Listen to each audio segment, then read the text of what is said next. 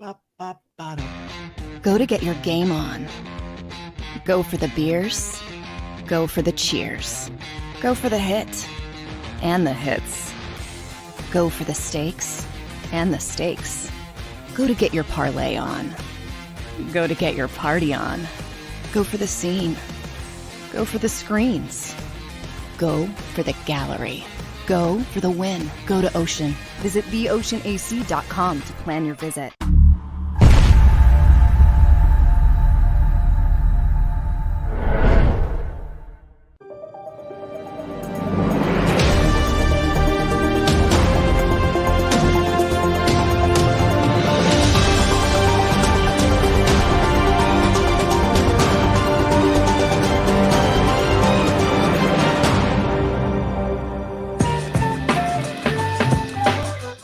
All right, who's ready to roll? Who is ready to roll? I want to see a show of hands because I'm ready to roll. I want to see a show of hands from people in the chat room.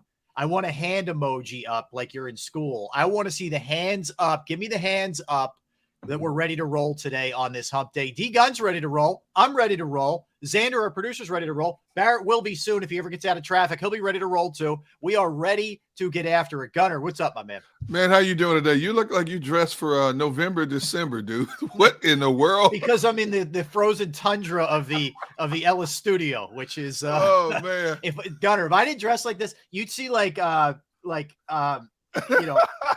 What do they call like in the caves? Those things that form those icicles. Icicles. But what's the other? Oh God, I'm drawing a blank. Wait, you know what I mean? Like stalactites and stalagmites, like forming out of it's freezing. Is what I'm trying to say. All right, long story short. Goodness. Come on, man, you gotta thaw out, man. I love it. I see all the hands. I see you, James. There we go. Come on, GG. get those hands up. I see you, TL. I see you, Andrew. Let's go. Come on, Chris. Come on, Drew. Come on, Showtime. Yeah, get those hands up. Let's go. Hands up. We're all ready today. We're all air high-fiving each other because we're ready to roll on this Sports Take, JAKIB Sports YouTube network, as I can't even figure out words at this point, but that's okay. I mean, what host does it? You don't need words when you're the host of a show. Anyway, so good to be hanging out with you guys today. Man. As always, we get to talk sports, man. That's the bottom line. And Derek, so how was your day? You have a good night last night? You have a good day, calm day? Because I didn't have a great morning. I will get to that in a second. How are you? Let's see. How would I describe? Yeah, I had a pretty good evening, a relaxing evening for doing some honeydew list. Where I've been talking about my deck, patio deck all summer. So the final stage of it is having the awning, or what is called pergola, put on top of one section of it. Right. Now, my wife bought this thing about a month ago, and it's been sitting in the garage. This thing is heavy. When it's assembled, it's like 400 or 500 pounds. So I've been trying to find somebody to do it. Oh, yeah. Those things are heavy, man. So I've been trying to find somebody to put, and so finally found a company that's going to do. It's going to cost me more than I want to pay. But this Friday, they're going to send out 2 guys to install it. Yeah. I told my wife, I said, so that's it. That's the last stage, though. Everything else. That's the last stage. Everything else is done. And my son-in-law and I, we put these solar lights on. There's 13 of them. Strategic points. Yeah. On the they're deck. Good. Yeah, they're really good. Mm-hmm. You got to change the triple. Now, like my neighbors. He went to full. My neighbor who did his patio deck, he's a contractor. So him and his friends, they did it themselves. And so he had the lights that are built into the rails. So like you flip a switch in the house. Awesome. Yeah, it's like I ain't paying that's different level, man. That's a different level. Yeah. So then I went over and I looked at this deck. I said, oh man, this is cool. So I lied to you. So the awning or the pergola is the second last phase. The last phase will be, I'm having a guy come out because I looked at my neighbor's patio deck, and what he did was he had plugs put into the flooring of his deck. So they cut out a square and they put the sockets in the floor, and it has a cover over so they're waterproof. So I said, oh, that's pretty sweet. Well, here's the thing. So my oldest daughter's husband, his uncle who lives next door to him owns an energy company. So he's sending out a couple of electricians to save me some money. It's going to cost me to save me some money. Okay. So I want to have 3 or 4 put in on the floor instead, because we were initially thinking we're going to have to go through the wall. Yeah. But then they said, no. Here's what you do. My neighbor, the contractor, said, no. You run them on the floor. They run the wiring under the deck. Yep. You hit your breaker box right in your garage. You're good. I said, What a premonition. Sign me up, man. Let's go. I'm like, it. what? Instead of having somebody bore a hole through my wall, going through the basement and all this stuff. Man. No, because you know what's going to happen. You're going to get a monsoon rain one day, all of a sudden you got water running down the wall in your basement. Exactly. No. I'll tell you what was cool. Like, speaking of that, like having that in the the floor of your deck. Mm-hmm. When I went to a Phillies Cubs game, this was probably 8-9 years ago, somewhere around there. And we did the rooftop seats, which are technically not in the ballpark, but they're right there. You know what I mean? Yes. So the setup's unbelievable, right? I'm thinking you're out on like somebody's deck. Like, that's all it is. No, it's cool, man. It's really cool. But one of the really interesting features they had, when you're in the inside part, like there's like a bar and a grill for food and all that. It's great, right? Right. In the floor, they have TVs in the floor. What? Yeah, so they have them, above the grill and the bar as well. Right. But you can be standing there, like you're standing up and you're just kind of like looking down. Yeah, there's like 4 or 5 little TV monitors in the floor. I've never seen that before. I've never seen that either. I'd like to see that. Yeah, I'm telling you, man. Like, it was very different. Where'd you see this? This was at a Phillies Cubs game, rooftop seats. Inside, like there's an inside part, and then there's an out. Think like if you're in like a club suite or something like that. You have the inside part, then the outside part. The inside part where they have there's, like I said, there's a bar, there's a grill, there's a bathroom and all that. They have the TV monitors in the floor, which is pretty cool. Well, let's see. I have the grills. You may have just given me a new idea. See that? Yes, you're not done. You're never going to be done, man. Wow. You are never going to be done. Hey, look, my wife got everything she wanted on this patio deck. I should get something out of this deal. Something. Everything that's done is done because of the way she wanted it done. You could sit there and watch your sports, man, just looking down at I think you got to make it happen, man.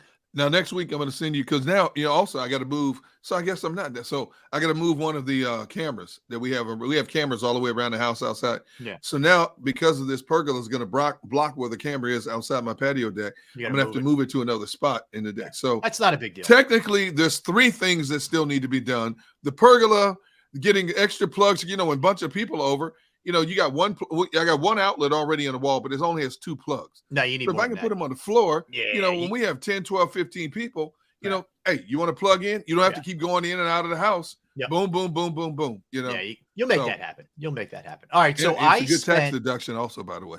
Oh, look at you. I'm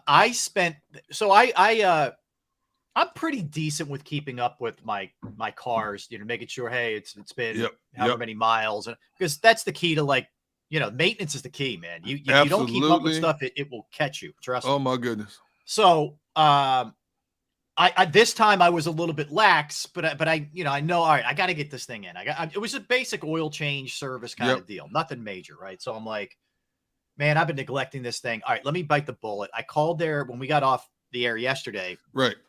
Called my place. Hey, do you do walk-up stuff? Yeah, we'll do walk-ups. It's first come, first serve. Okay. What time? 7:30. Okay. Yeah, not a problem. So if I hear that, I know, all right, man, I'll be the first one there. Right. So I got there it was like I pulled up like 7:23. Okay. So they're not open yet. I'm early, 7 minutes before they open up the doors. So I'm the first one. There was like, after that, like 2 or 3 cars pulled up behind me. Right. So I'm thinking, this is going to be pop, pop, see ya, in and out. Go in. Everybody's great. All right. Yeah. Yep. Well, as soon as we're done, you're good. Right. So I'm prepping the show. I have my laptop. I'm doing, taking my notes and all that good stuff. So, I'm not even thinking about it for like an hour and a half. So at this point it's 9-ish. I'm like, all right, still not done. No big deal. Keep cracking stuff out. So I'm trying to book guests. So it gets to be like 9:45, and I'm like, oh no, this has been pretty long. And by the way, the people there were great. Like 2 of the guys recognized me and knew this, watch Sports Take. Okay. They're awesome. So I just said it was another guy. I'm like, hey, not for nothing. I was like the first one here, and it's just an oil change. Is there something else going on? I get that if there's an issue with the engine, it's going to, whatever. Yep. And this is a different guy than I initially checked in with. All right. Well, what time were you here? I said, I was first. I was the first one in line here because I'm sorry. So I had walked outside and I saw my car wasn't even in the bay yet. No. Yeah. So I said, hey, I was first in line and my car's still sitting like right there. Can you tell me what's going on here? Like what's happening? And he says, well, describe first. I'm like, describe first. I said, I was waiting for the door to open. When you opened the door, I pulled my car in. It's first come, first serve, correct? Oh, my God. Yeah. Yeah. And he was, I didn't love his attitude. He wasn't like over the top bad. So I'm like, I'm at a time crunch here, man. Like we got to kind of pick this up. I'm seeing people who came in behind me are done for the same service. Did they have an appointment? No, none of us did. We were all in the first come, first serve kind of deal for that. That's crazy. Yeah. So, lo and behold, then like 15 minutes later, I'm done. But if I had never said anything, Derek, I think my car would have just continued to sit out there. So I was, I wasn't a super happy camper with my experience today, but I used my time, in a good way. Anyway, but not too happy. I got one better than that for you. Yeah. So this summer, my wife's car has about 114,000 miles on it, right? Yeah. So ever since my kids have been old enough to drive, I preach to my family one thing: never let your car get below a quarter tank of gas, and always just look at the little sticker right there above your steering wheel, and so when you need an oil change. Now, when you get a car over 100,000 miles, you got to watch this stuff a little bit closer. I've been there, done that. I'm with you. I go out and look at my wife's car. I'm driving it, and I realize she's almost 5,000 miles over what she should have done. Okay. Oh yeah, you laugh. Oh, it gets better. Oh, it gets better. So she's over here talking about, oh my goodness, you're airing the dirty laundry. Yes. Oh yeah. So I'm like, what are you thinking? She goes, well, that's your job. You're supposed to check it. I don't drive your car. All you have to do is tell me, and I'll take care of the rest. That's all you have to do is tell me when you're over. So I call my mechanic, take the car to my mechanic shop, right, that the guy normally use. He fixes what he thinks is the problem. Right. So my daughter and I, we go to pick it up. Car won't start. No. So I'm thinking, wait a minute. I drove a car in here that starts. Now the car won't start. So my mechanic called him at his house. They said, well, they'll check it out. They keep the car for 3 weeks, and then he tells me we don't have the tools to fix what's wrong with it. 3 weeks it sits on their lot. 3 weeks. And then we don't have the tools to fix it. Now I'm fuming now. Yeah. So he tells me, you need to take it to a Dodge dealer, which I do. Right. And I get it to the Dodge dealer, and they tell me everything that's wrong. Okay. I'll text you and tell you what I paid for it, because I got to the point where I said, okay, well, if one of these is wrong, then I want you to change them all, because I want this car to be able to run, because especially now that I'm traveling back and forth football season, I don't want to get her stuck somewhere on the road. Yep. But it cost me more than I thought I was going to have to pay for it. Yeah. And I'll text you the figure. I'm not going to say it here. But all I ask is look at the sticker. That's all you got to do. Yep. But her response to me was, well, that's your responsibility. I love it. What? Yeah. I know. It's unbelievable. Oh God. All right. So I want to hit you with this, and we're going to get into our, we have Mike Sealski at 1:00, Derek. Yep, we're going to dive into Jonathan Gannon, the whole debate about Jonathan Gannon at 12:30. And Mike wrote about Jonathan Gannon today as well. And we'll talk some Phillies. They won again. Bailey Falter has been a godsend for that team. The guy has been unbelievable for them, filling in for Zach Wheeler. But the Eagles, the Eagles play Monday night, and I get during the season, it's great to have that extra day that just you can rest up, and you're all beat up. I totally get it. They're not practicing today. Oh no, I don't get that. This is on the heels of a really soft camp. And on Sunday, a team that wasn't very fundamental in terms of tackling and some execution. And they're not back on the practice field today. I don't get it, man. And they had yesterday off also. You're correct. Yeah, the usual Tuesday. That's the way it almost always works. You get treatment on Monday, film, and then Tuesday you're off. Go unwind, go disconnect. And then a lot of times on Tuesday, a lot of the guys will have get a massage, the soft tissue massage. They get those deep soft tissues massages, to the point players have told me, man, some of these it brings tears to the eyes because they need them so hard. Yeah. And it's like, man, they say it's painful, but by Wednesday they feel like a new person again. Right. But why are you giving them 2 days off when you have so much to do? Your defensive coordinator came out and said, we got a lot of work to do. Mm-hmm.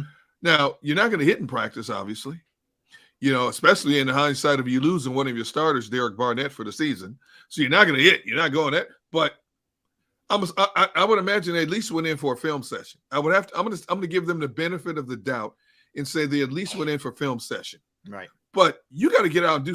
If nothing, why are you not working on the cardio? Get out there and run a few laps. Something. Anything. Yeah, I don't get it. It's strange to me. And maybe some of this is CBA driven. If you're playing on Monday night, you always have to look a little bit deeper sometimes into things. But yeah, it doesn't make a whole lot of sense to me. I just don't understand it, Derek. I really don't. And you know what else is somewhat, I have to chuckle at this. Usually by Wednesday is when people move on from the game that was played to start focusing on the next game. You still have a lot of people out there in social media talking about certain entities should be fired from the Eagles organization. They got to do this. And they're still harping on what they did in the past instead of focusing on what's coming up in the immediate future, which is a much better opponent on paper than the Detroit Lions were. Agreed.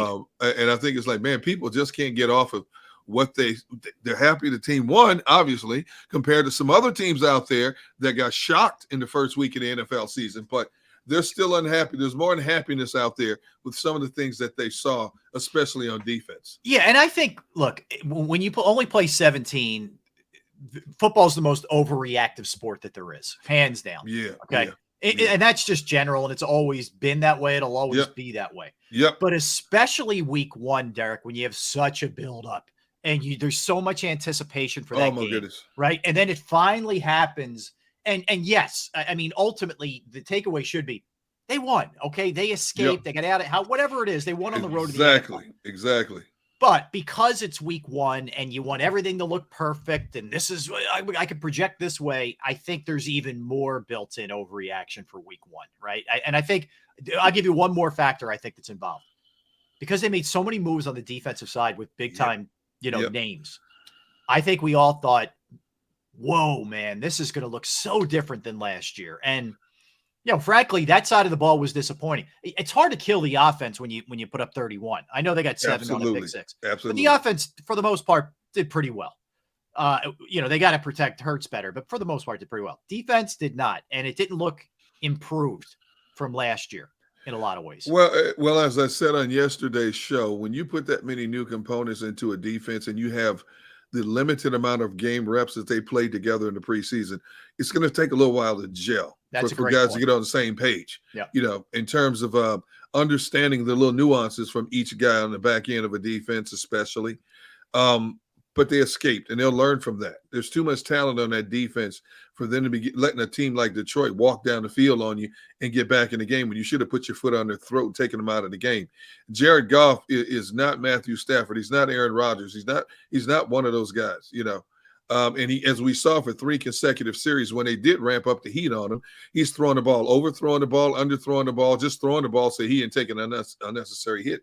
And then you let up on him. You let them back in the game. They went back to the running game. They were trapping you up and down the field.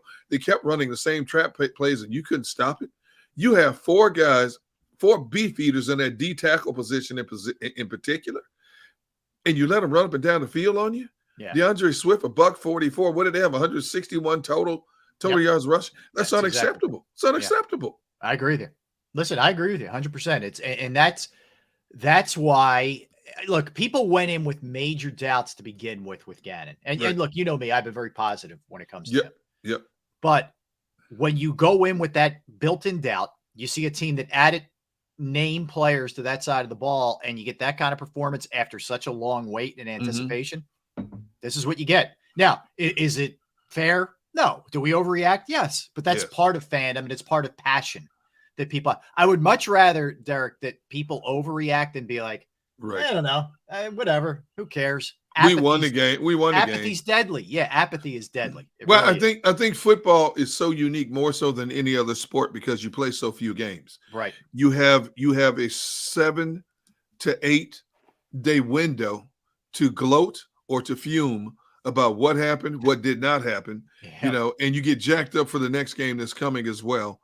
Whereas, basketball, baseball, hockey, you got a game every other night or back-to-back games, so you don't have time to dwell on Yeah, what you're happened right the night back before. at it. Yeah. You're right back at it. So that's the beauty of football, man. It's like a feeding frenzy, and especially when you're playing a divisional opponent that's coming up or a big game like Monday night. Big Your conference team, game. Yeah. your team is on national TV Monday night. Buck and Aikman, man. They got the A team. Yeah. You got the absolutely. A team broadcasting the game. Yeah. This is for positioning because we assume both teams are playoff teams. This is for positioning in terms of head-to-head competition, and so now hopefully by tomorrow everybody's like already throwing logs in the fire for what's to come Monday night. Yeah, look, and I would be very surprised. This will pain you to hear. I'll be very surprised if Minnesota's not a playoff team. I think I agree. Oh, I agree. But I do like to stick it to my brother every now and then. I know because of Minnesota's past history. Yeah. But I gotta ask you this though. Yeah. Is the Gannon wagon back in the barn yet?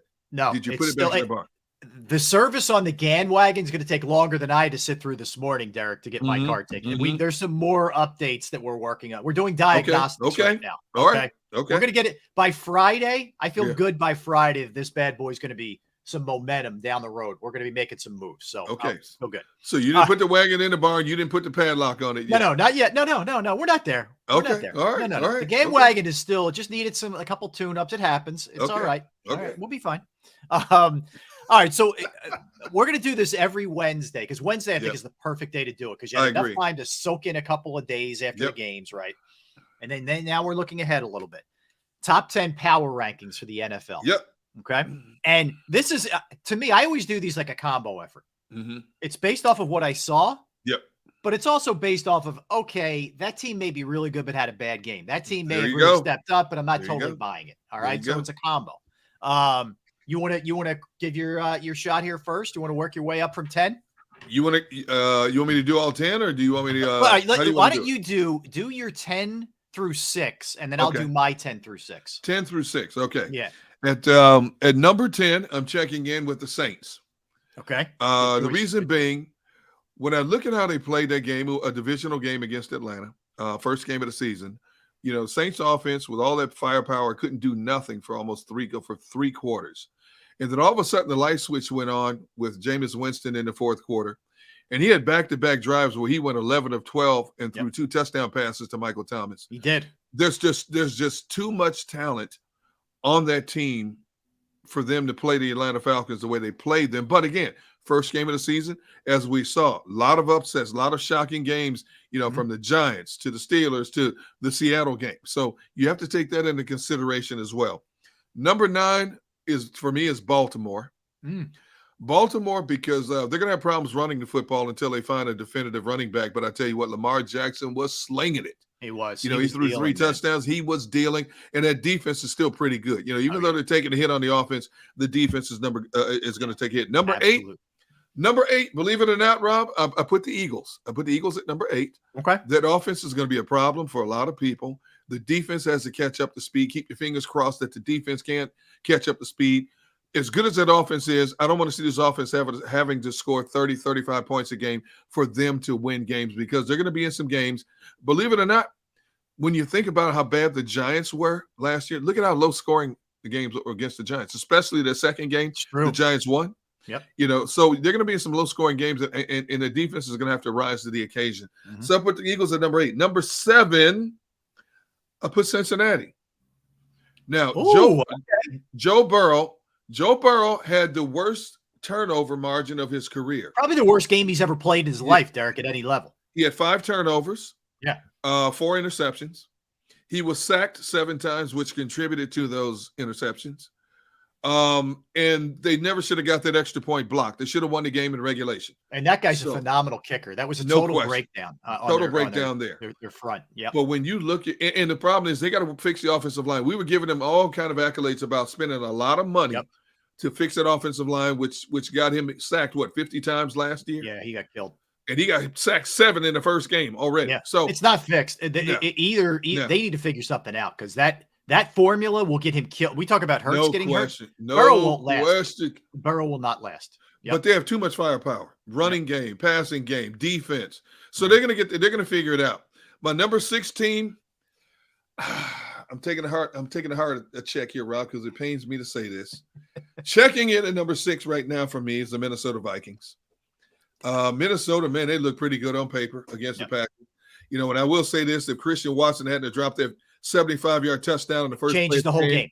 changes the whole complexion. But the bottom line is, Minnesota looks good on defense. They look good on offense. So those are my first 6. Okay. I like it. And again, it's a combo of, like the Bengals are a great example. Played horribly, but probably not who they are. It takes, and that's the other thing you really have to guard against is that first week is just goofy. It's just it always goofy, is. Man. Always is. Yeah, there's always weird stuff. All right. So I go number 10. I'm throwing the Pack at 10. Now I think they're gonna climb real quick. Derek, the only reason I have them there, one, I really need somebody to become Rodgers' go-to guy, and that he gets super comfortable with, and they have that chemistry. I need to see that. I also didn't like really the way the defense played. They didn't give a ton up, but man, like you knew going in, and Jefferson hurts everybody, but you can't let him destroy you the way that they did. He's running wide open across the middle of the field, and they got too much talent on their defense for that to happen. Now, I do like what Aaron Rodgers said, and I've said this early in the week when we talked about the game on Monday. Aaron Rodgers said, have patience. Just have patience. Because he now has, instead of it just being the Davante Adams show, he has several options now. And, Alan Lazard, he claims, is going to be the next Davante Adams. And I've told you guys this time and time again, when you look at the Green Bay team, the one thing they have done consistently as a team is they find these middle-of-the-road wide receivers and turns them into Pro Bowlers. They're good developers. Yes. Now, Alan Lazard had to play understudy to Davante Adams all these years. Now it's his time. He didn't play the first game. This kid, Christian Watson, and this other kid, Romeo Doubs, they can flat out fly. Yeah, I think they're going to be good. Yeah, they're going to get it. Yeah, they're going to get it. So I have them there with it. That could change real fast. I have the Eagles at 9. Eagles at 9, okay. I mean, look, the bottom line is they won. I think, especially on offense, I think they will correct the sort of jailhouse breaks that were happening that they couldn't control. I think that scheming. I think the offensive line is better than that, and they still were able to run the ball a ton. That's always going to be there for them. Absolutely. So I think the defense, that's a wait and see. This is going to be tough with this group. I just want to see my running backs running the ball more than my quarterback. The quarterback, every game he's going to have to play the game that is presented to him. And unfortunately, it's going to entail a lot of running. But every time he takes off, I'm holding my breath. He's very smart getting out of bounds, not taking the unnecessary shots. But as we talked about, there were too many times he gave up his body in the middle of the field, and you had defenders diving on top of him like it was a fumble. And then, of course, Tracy Walker took that unnecessary shot, and he caught him right in the face.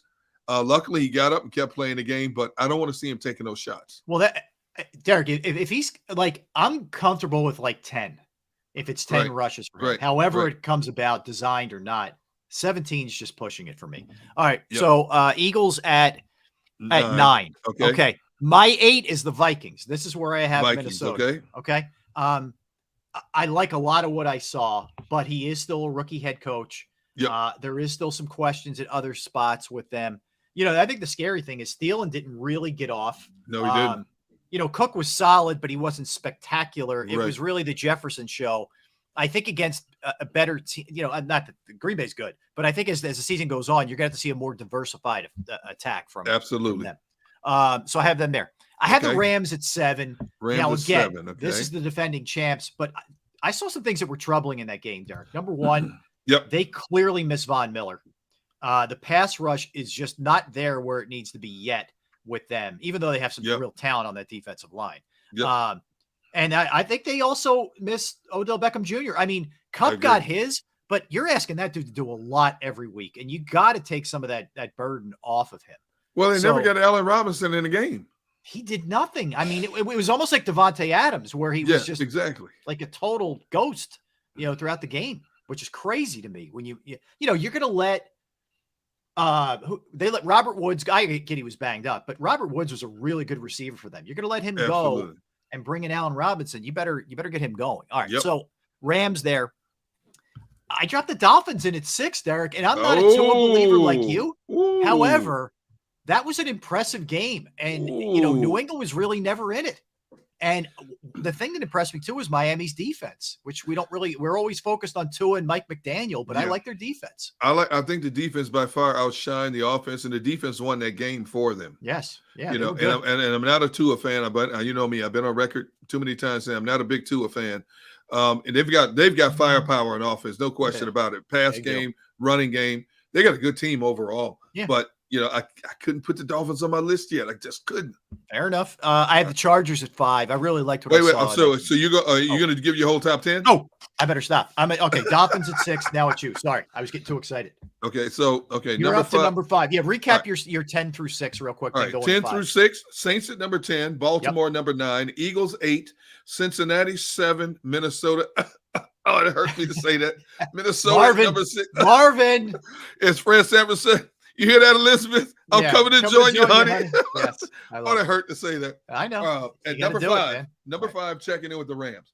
They got their butts handed to them by the Buffalo Bills, who I think arguably is the best team in the NFL this year. No question about it. The Rams were not ready. As Barrett alluded, you know, they got to fix that issue at the left tackle position. The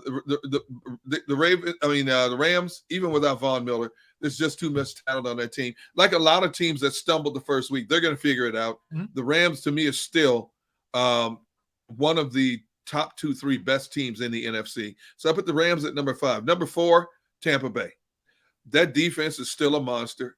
Tom Brady, I don't know what kind of elixir he's taken. At 45 years old, we knew he was going to dink and dunk his way down the field. That man can still air it out. Yeah. At 45 years old. Yeah, he can. Mm-hmm. And he's got the weapons to get it done. I mean, Dallas is a mess right now. You know, maybe it was the storyline is one-sided. The Tampa Bay is that team that's played together for a couple of years. You know, they went to a Super Bowl, should have got to a Super Bowl the second year, got upset. But Tampa Bay is still that team. Number 3 to me is the Chargers.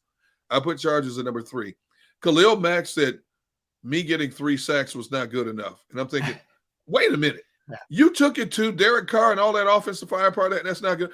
That Chargers defensive mindset is a little different right now. Yeah, Bosa on the other side of him. Man. Bosa on one side, Khalil Mack on the other side. They have much higher expectations.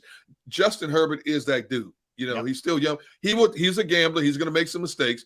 But, man, I tell you what, he's got weapons. He's got a running game. They got a great defense. I love where the Chargers are sitting right now. Number 2 is Kansas City. Oh, okay. After watching Mahomes how many years have we seen this? He's out there playing playground football. Yeah, it's what he makes look easy. It's not easy. It's so hard to do at the highest level, and he makes it look easy. It's crazy how effortless he makes it look. My goodness, dude. There's one play he's running to his left, and his momentum's going to his left. He slings the ball like this in the middle of the field, hits the receiver right in the numbers. And he does that so effortlessly. And how many times have we seen Kansas City's version of a shovel pass? Well, they put a new wrinkle in the shovel pass when Hilaire scored on the touchdown. Yep. Every time they come up with a different version of a shovel pass, and I'm thinking, everybody else does it so basically, but he does it so effortlessly. And, you know, basically they put up 45 points in Arizona's backyard, and they're saying, Tariq who? I know. You see what I'm saying? So, and as I said time and time again, they're going to make people forget about Tariq Hill because of Eric Bieniemy's offensive design. Yep. You know, everybody gets involved. Everybody has a purpose in that offense. And this is a team that can accidentally score 35 points a game and put so much stress on good defenses. There are not a lot of defenses that in this league that can keep up point for point with the Kansas City Chiefs. I like it, man. All right, number 1. Number 1. And then we get Big B's back. Yeah, it's obvious who number 1 is. The Buffalo Bills, to me, are the most complete team in the NFL. Yeah. And what really got me was they were playing a defensive scheme with 2 or 3 rookies rotating in and out. They didn't even have the full complement of defensive weapons. Yeah. And they just basically put a beat down on the Rams. And Josh Allen is out of his mind right now. Right now, he has to be the odds-on MVP. Him and Patrick Mahomes have to be the odds-on MVP favorites right now. Sean McDermott has done an incredible job with that team overall. And that's why I think they're in prime position right now to be that team in the AFC to represent the Super Bowl and have a good chance of winning the Super Bowl. All right, hard to argue. So, Barrett, we're going through our power rankings, NFL-wise. And Gunnar just finished his 10. I did 10 through Derek did 10 through 6. I did 10 through 6. Derek just finished his off. I'll finish mine, and then you can walk through your entire 10. Does that work? Work for me. All right.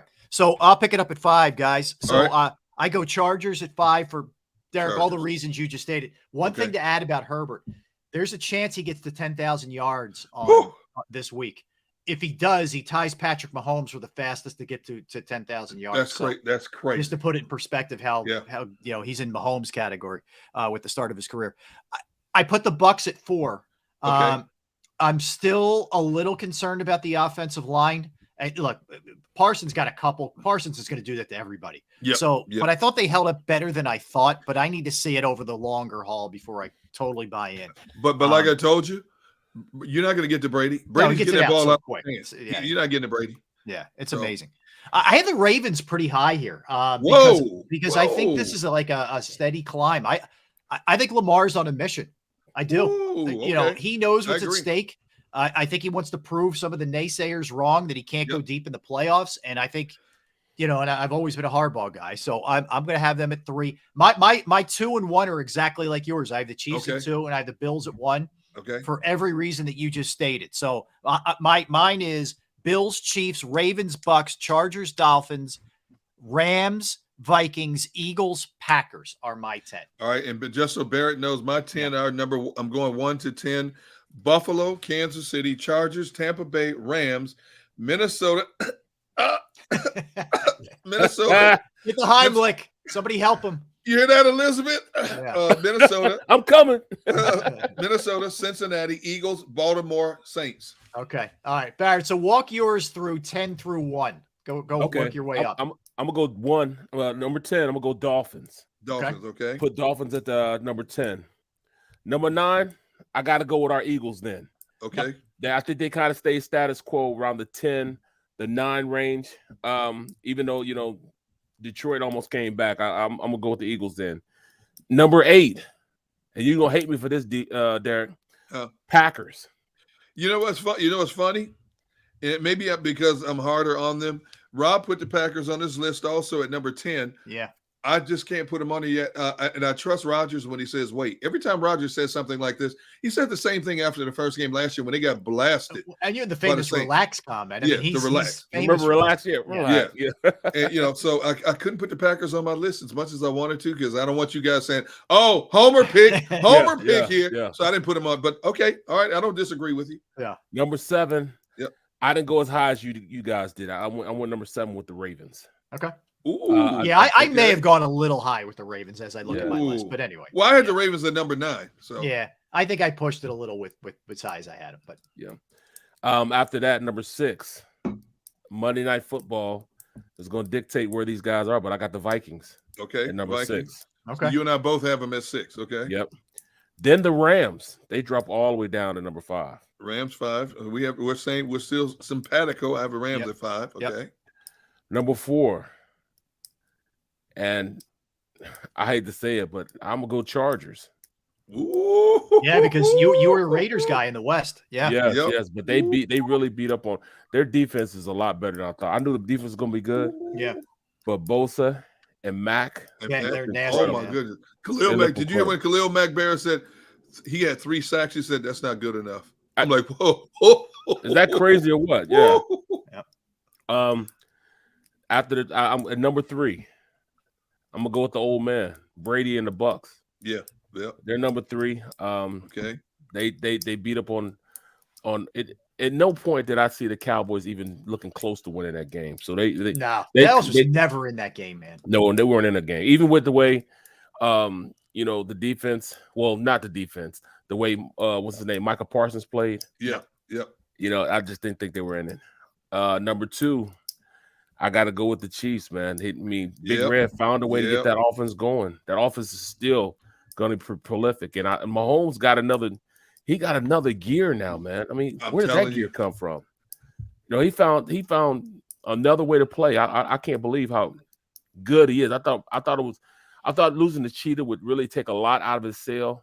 It didn't. It actually made him become more diverse in where he's throwing it. So I'm gonna go with them number 2.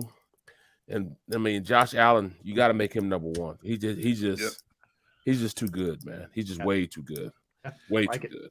Barrett, I think Mahomes is on a mission to prove, and not just Mahomes, but Eric Bieniemy and everybody with that organization is on a mission to prove that we were more than just Tyreek Hill. Absolutely. Absolutely. They're like almost offended that you even thought it was just them. Right. You just thought it was just him. He's the only. We're a one-trick pony. Yep. Think again. Yeah, think again. All right, hey, good. Hey, Barrett, go ahead. Oh, I'm sorry. I was going to say this. It seems as though Patrick Mahomes understands now that with that diversity of his game, he can do more. I think it helped him more so last year when they were trying to run an offense and try to force the ball to Cheetah. Yeah. That it really changed his mindset now. Like, all right, I can go other places and still have much success. And he needed that last year to make him look even better this year. He's off on his own. He went off to college now. He realizes he can do his own thing. Bear, before you jumped on, I said basically there was one play in the Kansas City game that Mahomes is running to his left at full speed, and he arcs his arm like this and throws a perfect dart down the middle of the field, hits the receivers and the numbers. I said, who does that? How many quarterbacks can do that in the NFL? He's in a different world. He's in a different world. But Bear, Cal Bundy has a good question here. How the Steelers not in there? Now, Bear, we know you have is that lack of belief for the quarterback still, even though he did it. Was it a fluke win? It has everything to do with the quarterback situation. I just don't think at this point it's really settled. They should have lost that game 3 times last week. They should have lost 3 times. One for that defense, it'd have been really bad. So, and the other thing is we don't know about. I know they're saying best case scenario with Watt, but we don't know, and that's not a little loss. That's a massive loss. That's their defense. That's their captain. He's that bloodline for that whole defense. So him not being there means a lot. Hey, John Dickerson said it was harder for D Gunn to say Vikings than it was to invite Barrett over for a barbecue. They were on the same level. It was close. All right, so we come back. Mike Sealski at 1:00. We'll do our usual NFL stuff at 2. But when we come back, we're going to debate Jonathan Gannon, get into it a little bit. How much of that, the defense of issues were him? How much of it was the players? We look at some of the things that went down from a numbers standpoint. Gannon mentioned yesterday, how he's in on the decisions on who's on the field, who's on the roster game day, and all those kind of things. So we'll dive into all of that when we come back. Barrett, Derek, Rob, we are Sports Take, JAKIB Sports YouTube Network. Let's talk finance. Let's talk Jim Murray and Principal Financial Group, because knowing who to trust with your finances can be challenging, right? And it can be scary at the same time. It can be overwhelming a little bit. I was in that same boat, and I found Jim and I found Principal Financial Group, and I couldn't be happier. For you, it could be anything from retirement planning, 401k review, insurance review. If you have a small business, you're trying to figure out your employee benefits, how to go about that. That's another resource that Jim can help you with. Look, he's there for any questions that you have as well. I've entrusted my IRA. I've rolled over some 401ks with him, and it has been the absolute right move for me. It'll be the right move for you as well. You can give him a call today, 610-996-4751, 610-996-4751. Could also email him as well at Murray, murray.jim@principal.com. That's murray.jim@principal.com.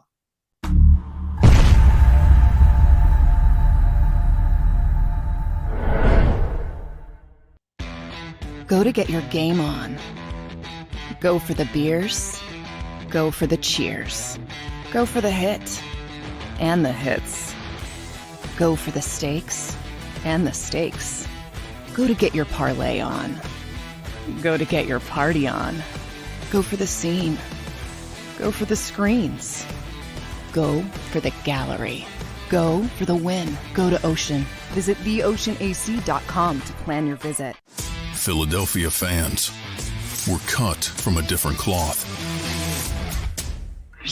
Born into a brotherhood and bonded to our team for life. We believe anything is possible because we've witnessed the impossible.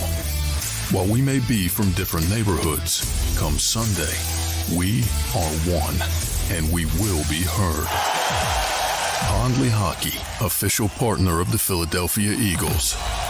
It's the #1 news at 10 p.m. Action News on PHL 17. Join Shari Williams, Gray Hall, Deuces Rogers, and meteorologist Adam Joseph for all the big stories at a time that's right for you. Action News at 10 p.m. on PHL 17.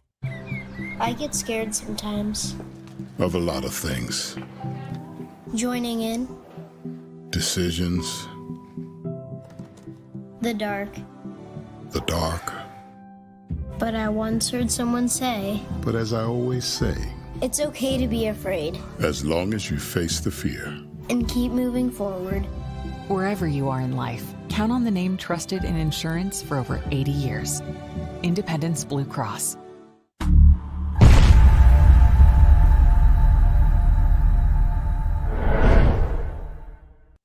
Welcome to Pond Lehocky. We've helped over 100,000 injured and disabled workers obtain benefits, as well as some of the biggest settlements in the state.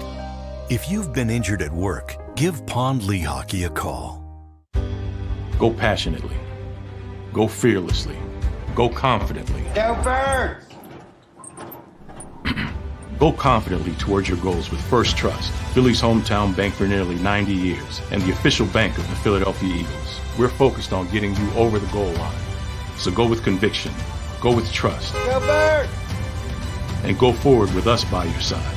First Trust Bank, the official bank of Philadelphia Dreams. Oh, and go Birds.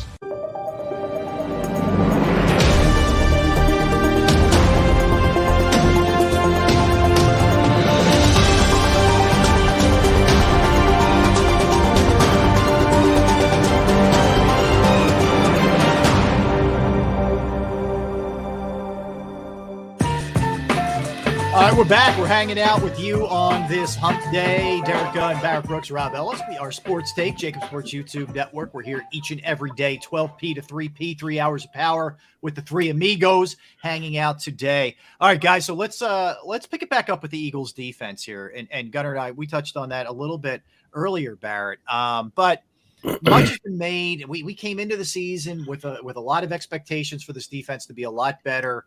I think people, to an extent, are also looking to pounce on Jonathan Gannon because they don't like the approach last year. So I think there's a little bit of that. There's the natural week one overreaction that you get sometimes. So there's a lot of factors at play.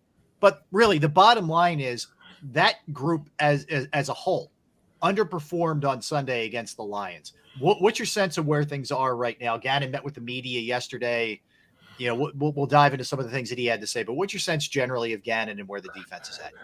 I thought Gannon, even though there were times where it wasn't successful, I thought that he was a lot more aggressive than he was last year. He threw the blitz in there and had some success with it and really nullified that offense when he did take that more aggressive approach. I think he also relied too much on the front four, thinking they could get to it on a play-to-play basis. You know, I think that, you know, the expectation were, I think, a little too high to think that Fletcher Cox, Sweat, Hargrave, and Reddick were going to get there. And my expectations were they were supposed to do that also. I don't know what he's going to do to get those guys going in the right direction, but that's not the same team that I saw rushing the passer in camp or in the preseason games when they did play. I think they have a lot to sit down and think about as far as not necessarily effort, but I think it's more so that want to. You know, that's all defense is. Defense is the want to be great. Defenses want to get to the ball. Defenses want to stop somebody. And I didn't see a lot of want to. I saw a lot of going hard, but not wanting to get to where you needed to go on every single play. And that's what defense is, the want to do something. So he has to get with those guys and say, hey, man, I need more from you. And that's coaching because you have to pull that out of your players. You could tell the secondary, they were ready to ball. They were ready to go out there and make some things happen. They played very aggressive. You look at Epps. You look at Garner Johnson. Those guys played with a bunch of just attitude. And it became contagious to everybody else. I mean, even Slay. Even Bradbury played more aggressive because they saw them two the way they were playing. I need the front seven to take that same attitude that the secondary has. There was a lot of coaching points that he had on this film that he can go in and talk to the guys about. Fits as far as the trap play. We talked about the trap play yesterday. I don't think that they played the trap play right because, number one, you want your defensive line to be aggressive. You want them to get up the field. But when you get up the field, you open yourself up to trap plays like that because, you're being aggressive, and that's what those plays do. Trap plays and draw plays and screen plays are what you do to defend against a team that's very aggressive up front. And how you keep that from working is your linebacker play. The linebackers needed to play more according to what was happening on the field. I don't think they were very instinctual in going and making plays that they had to make. So I think that linebacking core needs to be coached up. I think that defense of line has to be talked to about being more aggressive than they were. And, continue to reinforce the secondary because they did a hell of a job. Well, I let me ask you, were they prepared properly? I'm not even like, I can't keep going down the road of they didn't practice a lot and all that, but like from a schematic standpoint, from a film study, did you feel like the defense was ready for what they saw, or they just didn't execute? It's as simple as that. They lost one-on-one battles, they didn't tackle, etc. No, for the most part, I thought they were. I'm not going to say they weren't prepared. They were prepared for, with the exception of the trap plays. I think they were prepared for everything else. They were prepared for, where to be at and how to get there, but they weren't prepared to execute. Tackling was atrocious. They had 15 missed tackles in the game. That's ranked 32 out of 32 teams. Mm-hmm. 32 out of 32 teams. They were last as far as missed tackles in the first week. You got to make those tackles. If they'd have made those tackles, the score would have been way different. Mm-hmm. They got a lot of chump change first downs because they didn't tackle right. They were there to make the play, which means they were prepared to make the play. They just didn't execute it. Even the touchdown to Williams down there on the goal line, it was 3 missed tackles. It was almost 3 missed tackles on one play. All 3 guys hit him but didn't wrap up. So he just pranced into the end zone from them not wrapping up. You got to go finish the play. And that comes with that want to make the tackle, want to go out there and stop the play. And they didn't do it. Hawkinson had a play where he got tackled 4 yards behind the line, behind the sticks, and he knocked some guys off, kept running, and got like an extra 10 yards, almost 10 yards on the play. That's not getting there because you're there to make the tackle, but you're just not executing the tackle. That's more along the lines of not executing how to tackle in the open field. They got to tackle better, man. I'm glad you brought up the tackling because I'm looking at the transcript of Jonathan Gannon's session with the media, and Martin Frank asked him about the missed tackles. How much do you think that's a product of not doing a whole lot of live hitting and tackling in the preseason? And Gannon's answer was, I really don't think it's a product of that. We just know that from what tackling is that we've talked about, we've just got to be better at that. Coach that better and tackle better. And how are you going to coach it better if you don't tackle? He will never cop to they didn't work enough. He will never ever cop to that. They will die on that hill. You'll never hear from Sirianni. You'll never hear from Ganny. You'll never hear from Howie. Because the time to practice tackling was training camp. Yep. Now you're not tackling in a regular season. So I mean, I don't get where he's coming from with that. Yeah. And off today too, by the way. Yeah. Yesterday and today. Barrett, are you surprised they're off back-to-back days? Yes, I am. Yes, I'm I shocked. am. We would have practiced on coaches I've had. We practiced on Tuesday. Like we went in Sunday, played off on Monday, practice on Tuesday, off on Wednesday, practice on Thursday, Friday, Saturday, like it's a normal week. Right. And then off on a walkthrough, a brisk walkthrough. It's more so a run through. Right. On Saturday, Sunday, we travel or stay in a hotel and meet, and then play the game on Monday. Let me ask you about the whole Jordan Davis thing, because when he was in there, they allowed 2.9 yards per rush. He only played 22 of 69 snaps on that side of the ball. Now, part of that is when he was in there, you had a 5-man front, basically. He's playing the nose.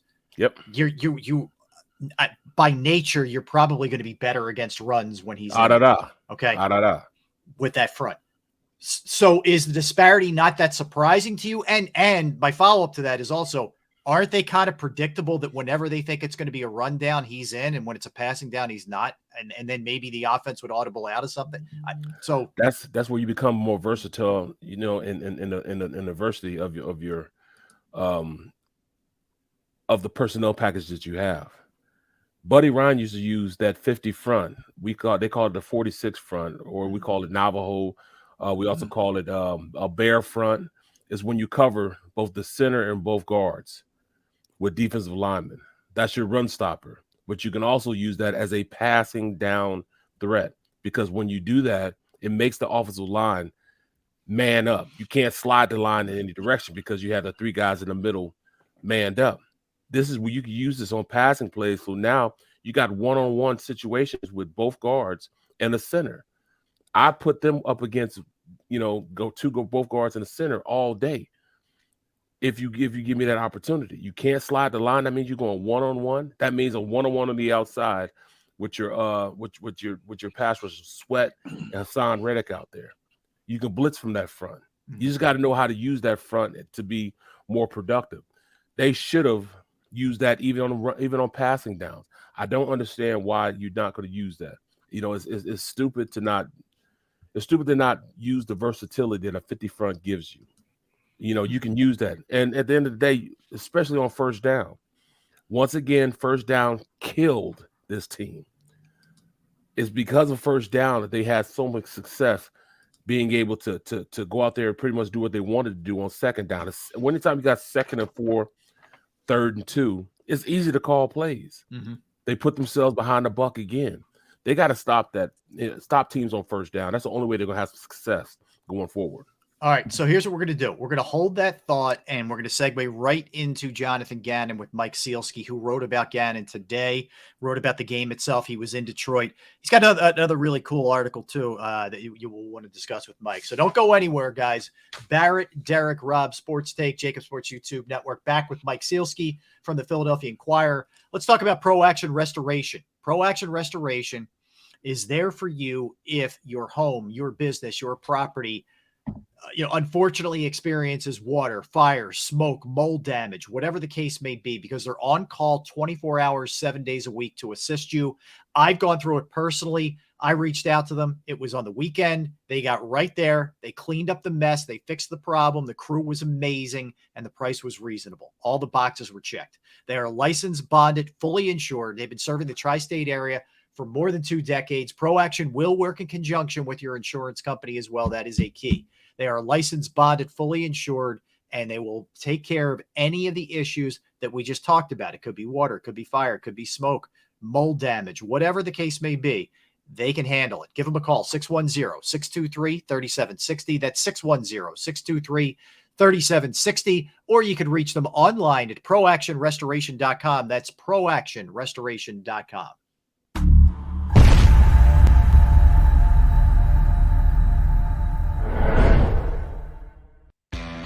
Go to get your game on. Go for the beers. Go for the cheers. Go for the hit and the hits. Go for the stakes and the stakes. Go to get your parlay on. Go to get your party on. Go for the scene. Go for the screens. Go for the gallery. Go for the win. Go to Ocean. Visit theoceanac.com to plan your visit. Philadelphia fans, we're cut from a different cloth. Born into a brotherhood and bonded to our team for life. We believe anything is possible because we've witnessed the impossible. While we may be from different neighborhoods, come Sunday, we are one, and we will be heard. Pondley Hockey, official partner of the Philadelphia Eagles. It's the #1 news at 10 p.m. Action News on PHL 17. Join Shari Williams, Gray Hall, Deuces Rogers, and meteorologist Adam Joseph for all the big stories at a time that's right for you. Action News at 10 p.m. on PHL 17. I get scared sometimes. Of a lot of things. Joining in. Decisions. The dark. The dark. But I once heard someone say, But as I always say, It's okay to be afraid as long as you face the fear. and keep moving forward. Wherever you are in life, count on the name trusted in insurance for over 80 years. Independence Blue Cross.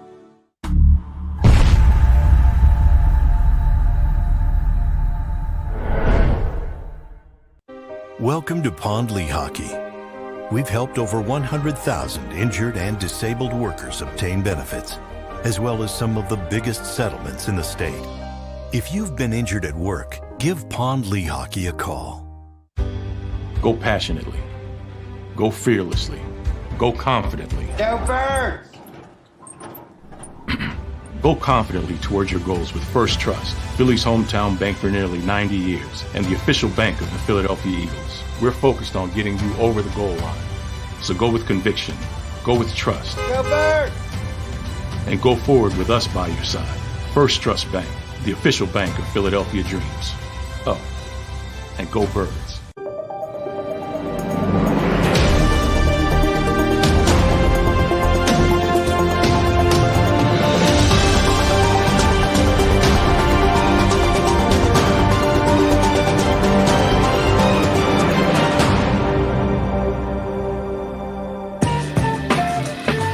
Thank you for hanging with us on this Wednesday. Welcome back, everybody. We are Sports Take, JAKIB Sports YouTube Network. Derek Gunn, Barrett Brooks, Rob Ellis. Love having our next guest on. He did a double dip. This is yeoman's work today in the Philadelphia Inquirer. You could follow him on Twitter at Mike Sealski. Of course, his work there at theinquirer.com. But he had a nice little double dip today between the Eagles and Jonathan Gannon in a really good piece, which we'll talk about a little bit later, with tragedy that hit quite a while ago at the Bucks County Langhorne racetrack. So, Mike, first off, good work today, man. You took up.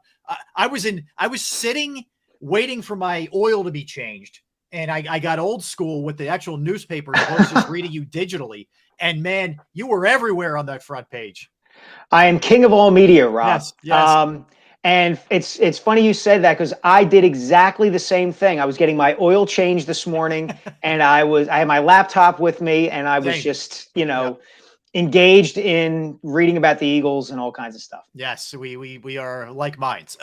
So, Mike, let's start with this. We'll get to your other piece in a minute, which was excellent. So you get a lot of love from the race world as well on that. But let's start with Jonathan Gannon, because I think part of it is, Mike, there was a lot of preconceived angst going into the season directed towards him by fans. Okay.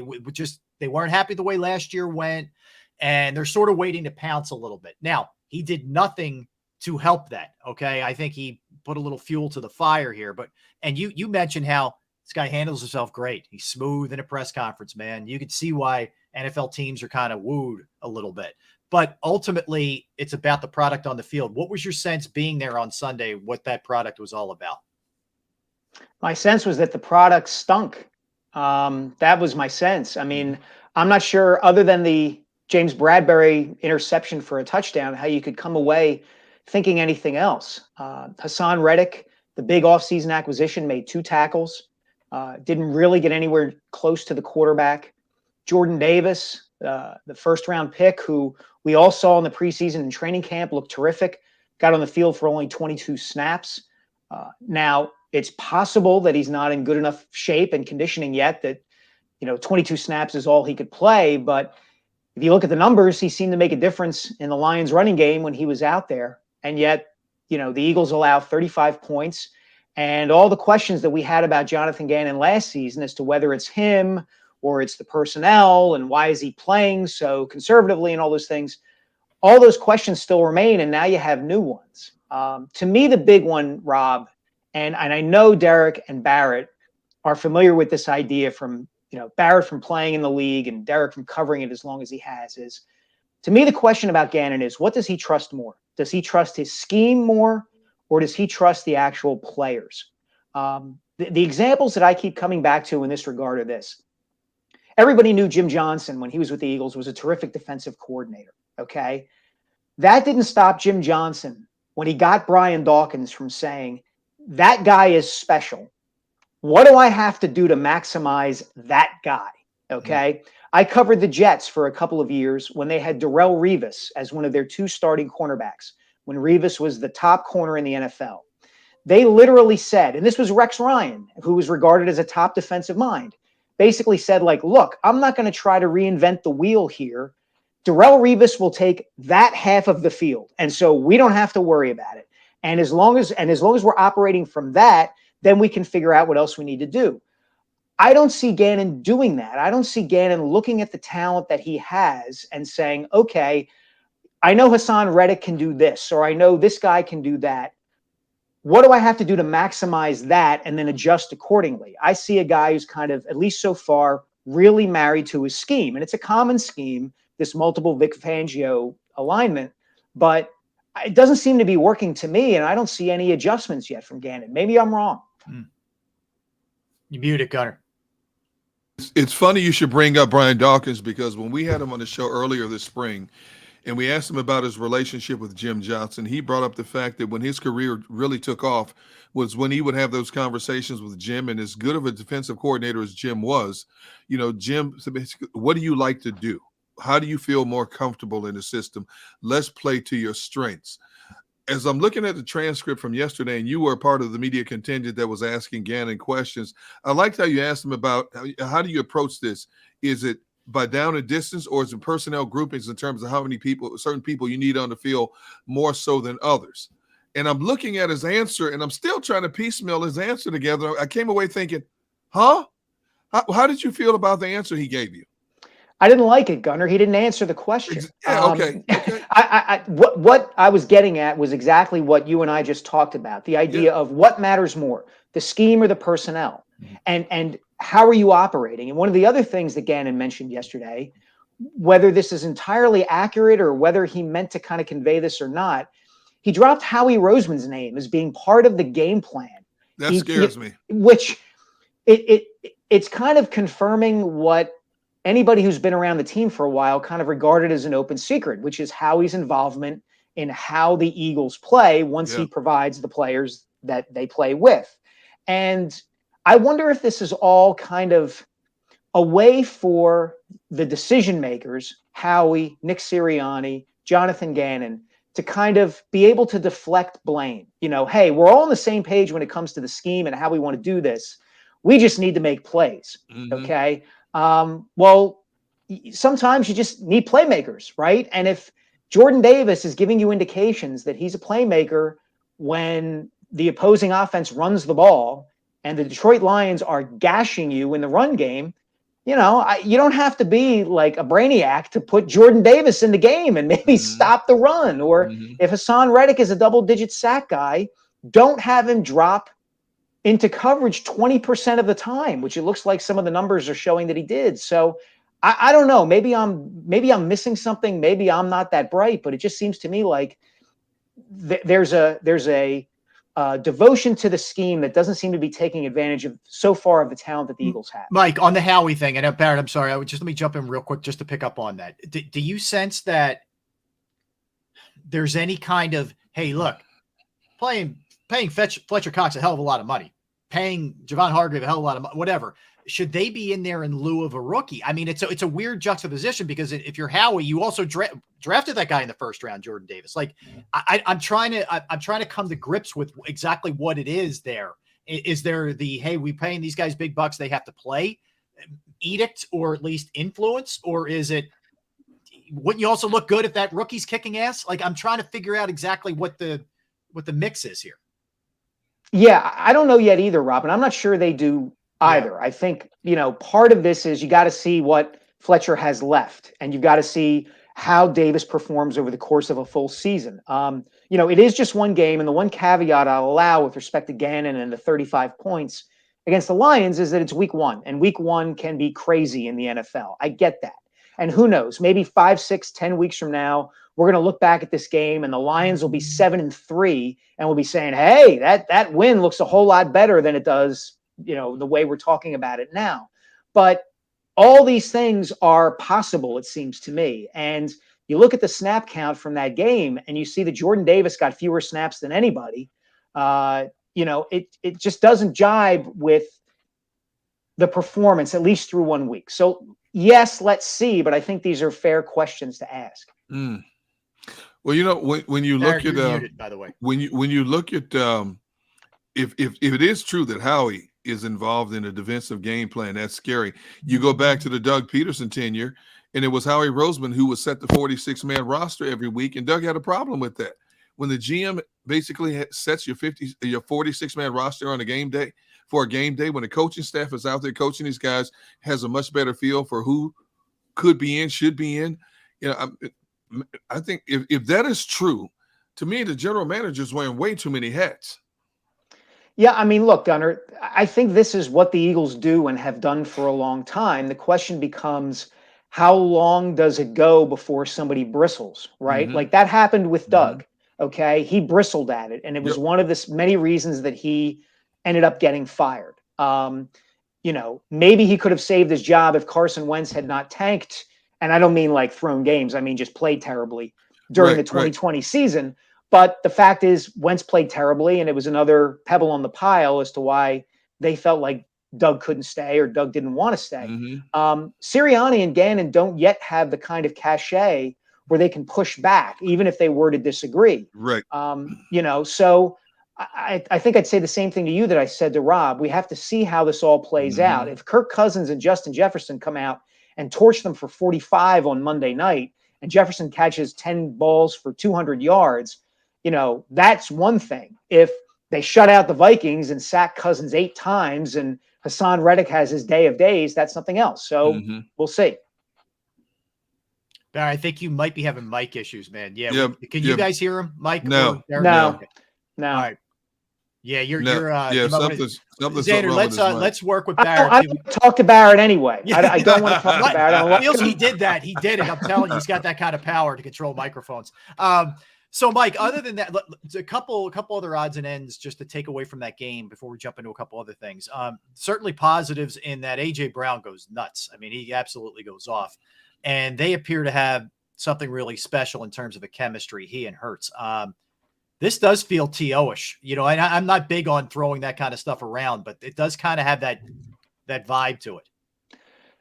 I agree with you, Rob. I mean, it was really just from a pure football standpoint. If you appreciate watching a great wide receiver play, it was fun to watch A.J. Brown on Sunday. That guy, after he caught the ball, he immediately started creating instant urban renewal throughout Detroit. He was just, you know, knocking tacklers off. It was amazing to see that. And the fact that they put up 31 offensive points without Devontae Smith catching a pass is a feather in their cap, right? There's some things that they have to clean up. Look, I thought Hurts was very, very good. He wasn't perfect. There were some passes he had batted down. There were some throws that were not great, but all in all, he was really, really good. You saw the dimension that his running brings to the offense and how it frustrates an opposing defense and keeps them off balance. You saw that Miles Sanders can be a productive back. So yeah, you know, generally all good things there. And the offensive line, I thought didn't play great early in the game because they couldn't hear. I mean, it was so loud in Ford Field. Was it legitimately loud, Mike? You were there. Yeah, it was. I said this to somebody yesterday. I had a throbbing headache throughout the game, and I think it was because of the noise. Okay. I was walking up and down press row, like begging one of the other writers to give me some ibuprofen. I was dying. And I think it was the noise. So there are some things, as Sirianni said, that they can improve on offensively, even though they put up 31. Mike, you good? You good? No, you still have an audio issue. Sorry, bud. It's still muted. Mike, your thoughts on the way Miles Sanders seemed to carry the ball with a purpose on Sunday? He absolutely did, Gunner. That run at the end of the game that really kind of, you know, gave the Eagles some breathing room there when things were really nerve-wracking. The Lions had just made it 38-35, and you're saying to yourself, oh my gosh, are they going to be able to run out the clock here? And he breaks that big run when it looks like he's stopped. He ran hard. He ran between the tackles. You know, he didn't fumble, which is something that had been kind of a bugaboo for him in the past. I was impressed with Miles on Sunday, and that's a good thing. You know, it's a very good thing. They've got 3 backs who you like, you know, they can each do different kinds of things. Kenny Gainwell looked okay too after having kind of a rough preseason and training camp. And we know what Boston Scott is. He can do a lot of different things, can catch the ball out of the backfield, was good in blitz pickup, I thought. So, you know, very good showing, I thought, by their running backs. Mike, let's talk about Hurts. You know, a great day on the ground, and really, in a lot of ways, the offensive line you just referenced, he bailed them out. I mean, there aren't many quarterbacks that would have escaped some of that, and he did an amazing job doing what he had to do to get them a win.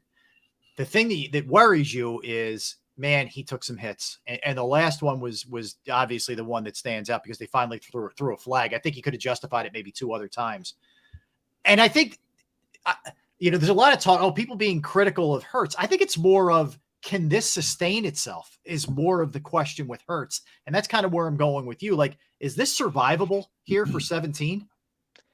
Man, Rob, for Jalen Hurts' sake and the Eagles' sake, I hope so. Because, I mean, literally the first offensive play of the game, he carried the ball on a read option. And they did not hide the fact at all that he is the nexus of their offense, and they are going to run RPOs with him because that's what he feels most comfortable with. And in a weird way, Sirianni is kind of doing the opposite of what Jonathan Gannon seems to be doing, which is he's saying, this is what Jalen Hurts does well. I'm going to maximize what Jalen Hurts does well for as long as I possibly can. Now, here's my concern. I think Hurts is adept, and Shane Steichen said this yesterday. Hurts is adept at avoiding the big hit, generally speaking. Yep. But what we've seen so far in the preseason and the hit he took in that Jets game and the 3 or 4 hits that he took after he had given himself up that Lions game is, man, you just don't know. I just wonder if there's going to be a defensive player out there who's going to say, you know what? I'm going to hit him anyway. And it's worth, I'll take the risk that they throw the flag. But if he leaves the offense, then the Eagles have to adjust and change, and they can't really do things the way that they seem to want to do them. Now, you know, maybe Gardner Minshew comes in there and there are aspects of the offense that run better than they do with Hurts. But I don't think that's a chance that the Eagles want to take, especially based on the way Hurts looked in that game Sunday. He was very good. Mm-hmm. Yeah, I thought they've almost gone the Lamar Jackson route where, you remember for a little while they weren't quite sure how they were going to approach things. And Harbaugh just said, you know what, screw it. We are playing to this guy. We're all in. There's going to be a lot of running. We'll take the risk. This is what it's going to be. I feel like the Eagles, and Mike, on that, I think a lot of us thought, well, they want to pass the ball more. That's who Jeffrey Lurie is. That's who Howie Roseman is. That's probably who Nick Sirianni is at heart. And I thought there'd be less of what we saw. Some of this Sunday was just, survival. Right. Mm-hmm. But I thought we would see more of a concerted effort to throw the ball. Not that they didn't with A.J. Brown. Are you surprised that there is all in, at least for that game, with that approach? A little bit, Rob, I am. But I also think that if you think about it in the long term, it makes more sense. And here's why. One of the big discussion topics that we've been batting around throughout the offseason, and we will continue discussing it throughout this season, is Jalen Hurts' future. Okay. Is he going to be the long-term answer at quarterback? And one of the dynamics that we always talk about is, well, the Eagles have draft picks so that if they feel like Jalen Hurts isn't the guy, they can go draft somebody.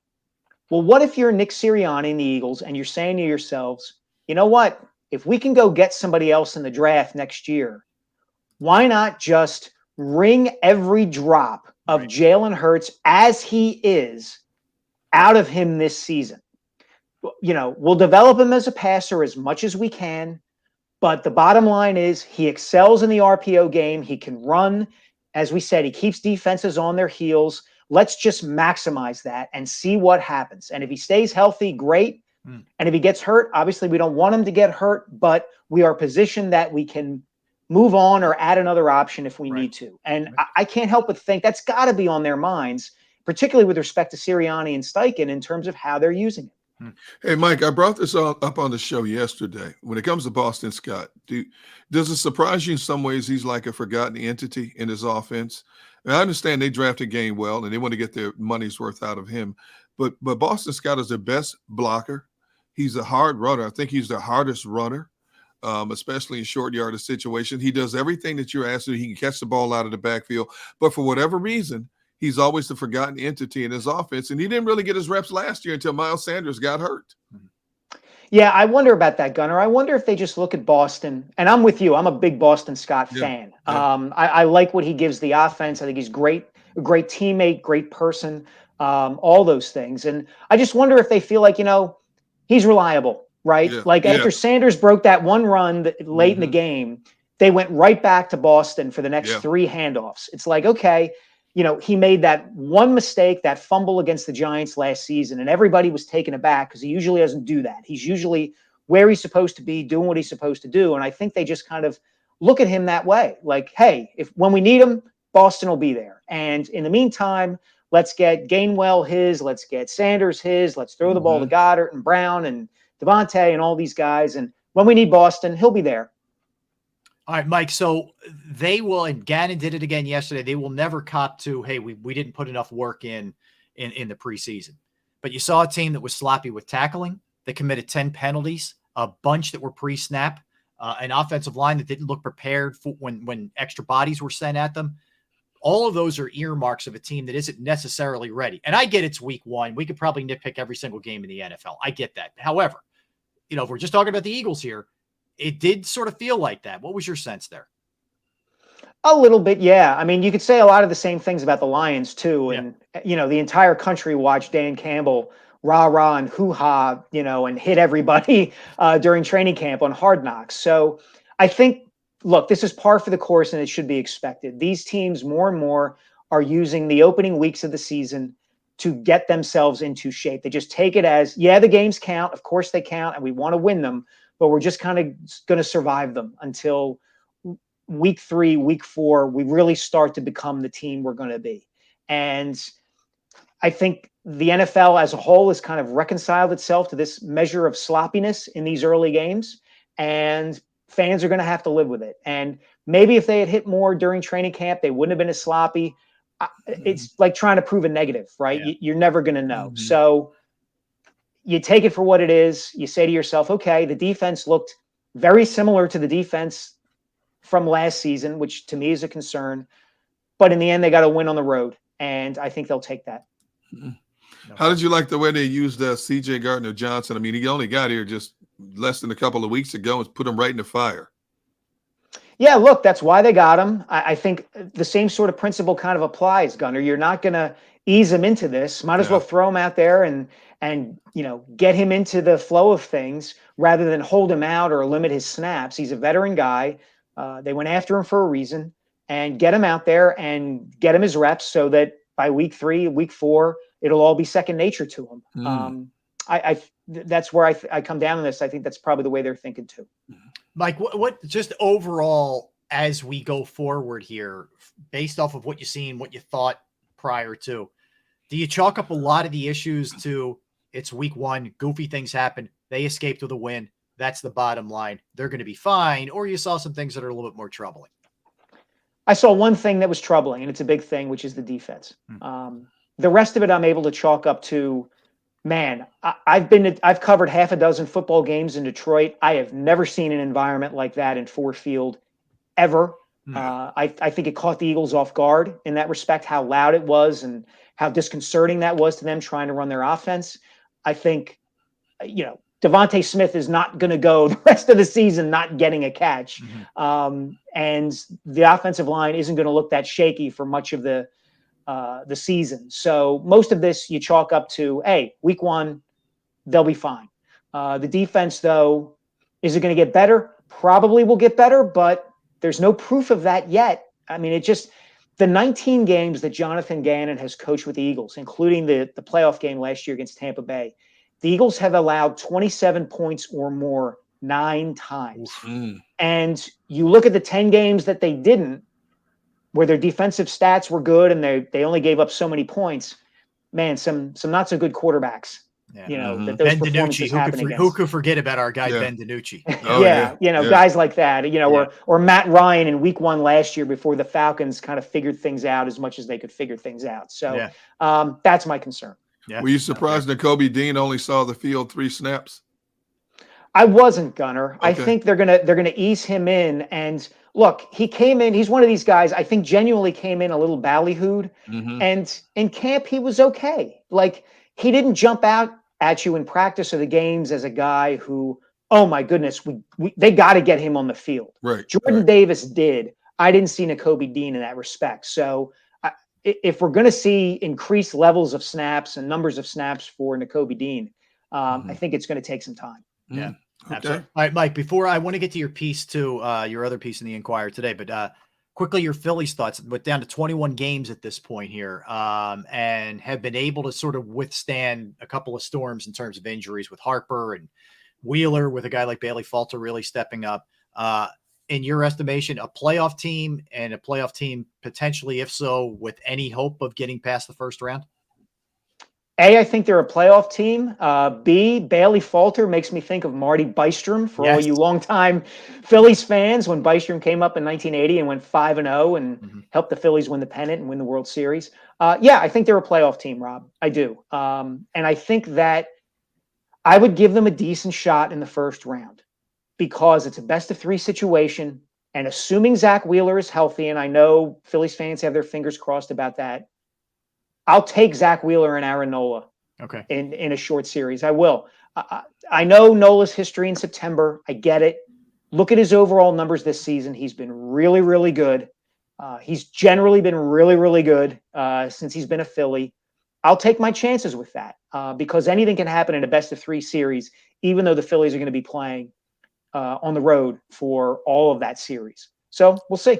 Okay. I just thought of something off of that real quick. You kind of soured on baseball. They're going to make some serious rule changes next year. One of them is a pitch clock, and essentially the batter's got to be ready to go too. Will that help bring you back if you see it speeding the game up? I'm definitely curious to see how the rules changes affect the sport, especially the lack of shifts. One of my biggest complaints about baseball now is the lack of diversity of styles of play. I loved stolen bases. I loved doubles and triples. I want to see them again. They are the most exciting plays in baseball. The home run's been kind of de-emphasized because there's so many of them nowadays. I want to see a ball hit in the gap. The most exciting Phillies moment I've ever been a part of, or not a part of, but I witnessed, was Jimmy Rollins' walk-off double against the Dodgers in Game 4 of the 2009 League Championship Series. There's a ball up the gap. Is Carlos Ruiz going to be able to score from first base to win this game and turn the series in the Phillies' direction? You don't see plays like that often enough anymore. I want to see more of them. Mike, are you surprised in a lot of ways how the back end of the lineup, at many times, especially as of late, has outshined the top part of that order? Maton last night, it's the game-winning home run. You need that, Gunner. You need guys who come off the bench and get big hits. Go back to 07, 08, 09. How many times did guys like Greg Dobbs and, Iguchi and Tadahito Iguchi and Sotaguchi and all these guys, Jeff Jenkins, all these guys at the end of the bench come up big. Eric Bruntlett for crying out loud. So does it surprise me? A little bit, just because these guys haven't done it before. But you need hits like the home run that Maton hit last night to get yourself into the playoffs and infuse a team with some confidence they can do damage once they get there. All right, Mike, lastly, you wrote a piece today. One of your other pieces today was about a NASCAR driver, last name Mann, which was a changed name, in fact, but who died at a very dangerous racetrack in the Langhorne area in Bucks County 70 years ago. Just let people know kind of what the gist of this thing is.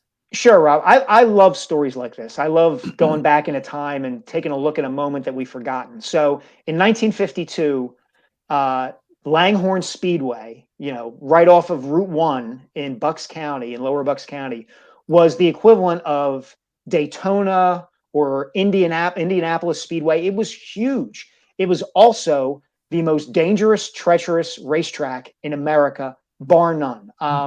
Dusty.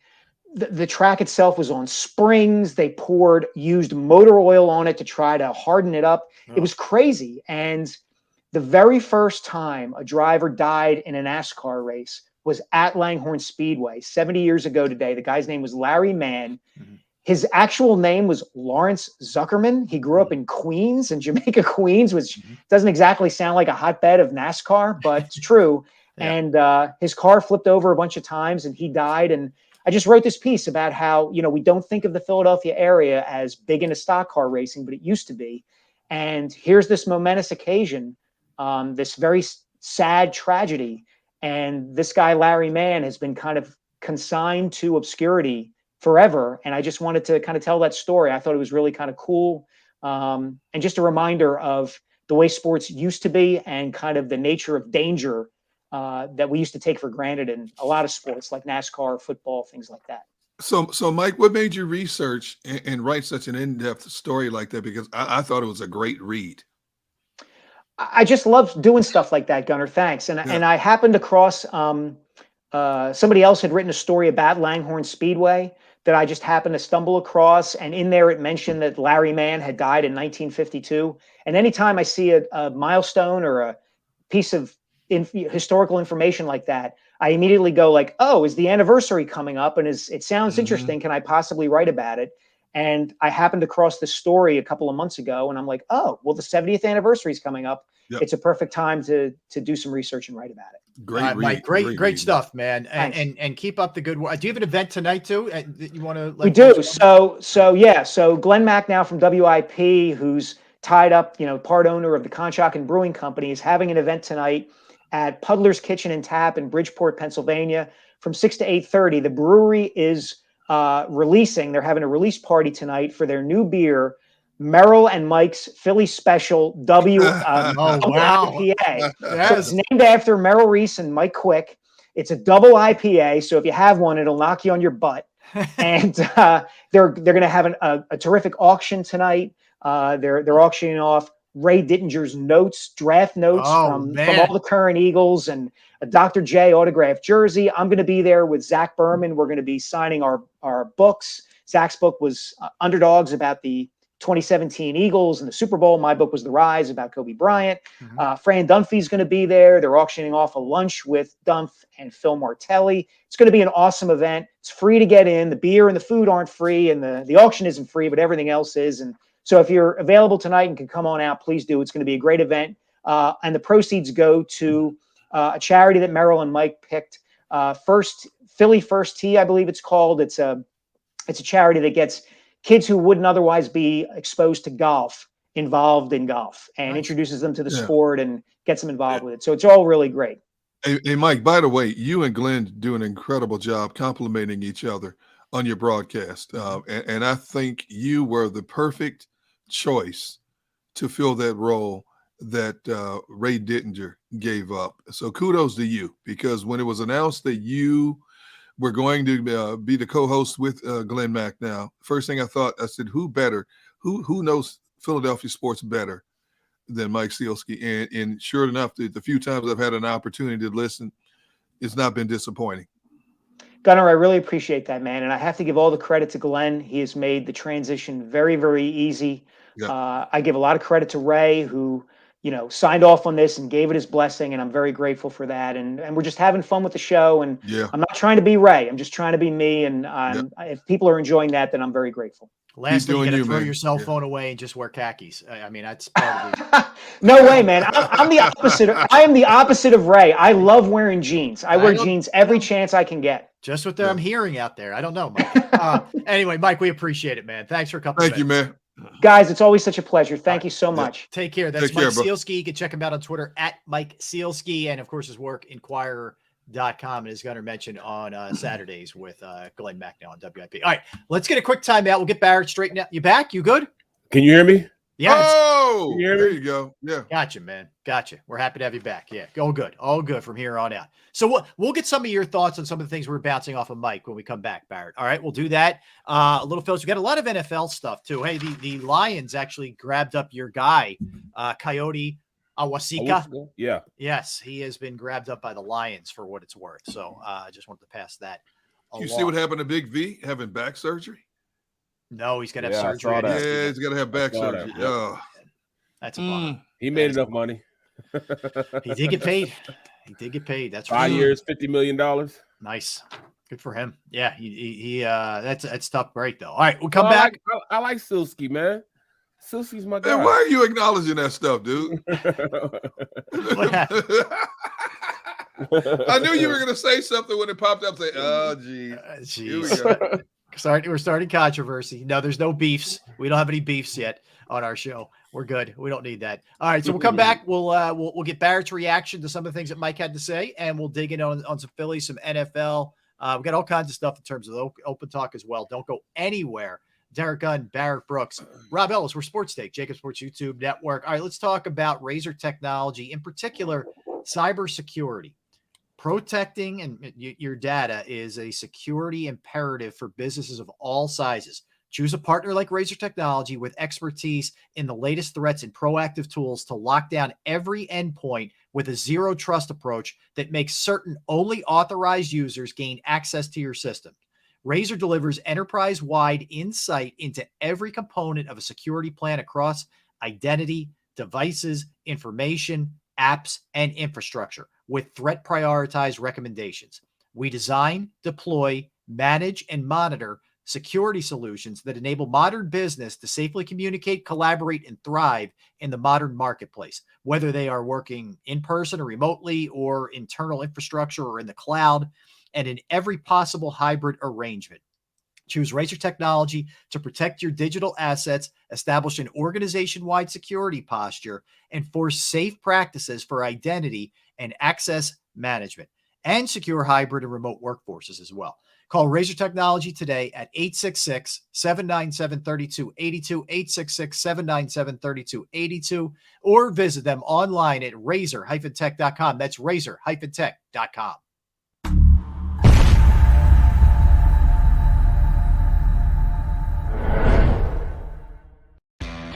Go to get your game on. Go for the beers. Go for the cheers. Go for the hit and the hits. Go for the stakes and the stakes. Go to get your parlay on. Go to get your party on. Go for the scene. Go for the screens. Go for the gallery. Go for the win. Go to Ocean. Visit theoceanac.com to plan your visit. Philadelphia fans, we're cut from a different cloth. Born into a brotherhood and bonded to our team for life. We believe anything is possible because we've witnessed the impossible. While we may be from different neighborhoods, come Sunday, we are one, and we will be heard. Pondley Hockey, official partner of the Philadelphia Eagles. It's the #1 news at 10 p.m. Action News on PHL 17. Join Shari Williams, Gray Hall, Deuces Rogers, and meteorologist Adam Joseph for all the big stories at a time that's right for you. Action News at 10 p.m. on PHL 17. I get scared sometimes. Of a lot of things. Joining in. Decisions. The dark. The dark. But I once heard someone say, But as I always say, it's okay to be afraid. as long as you face the fear. And keep moving forward. Wherever you are in life, count on the name trusted in insurance for over 80 years. Independence Blue Cross.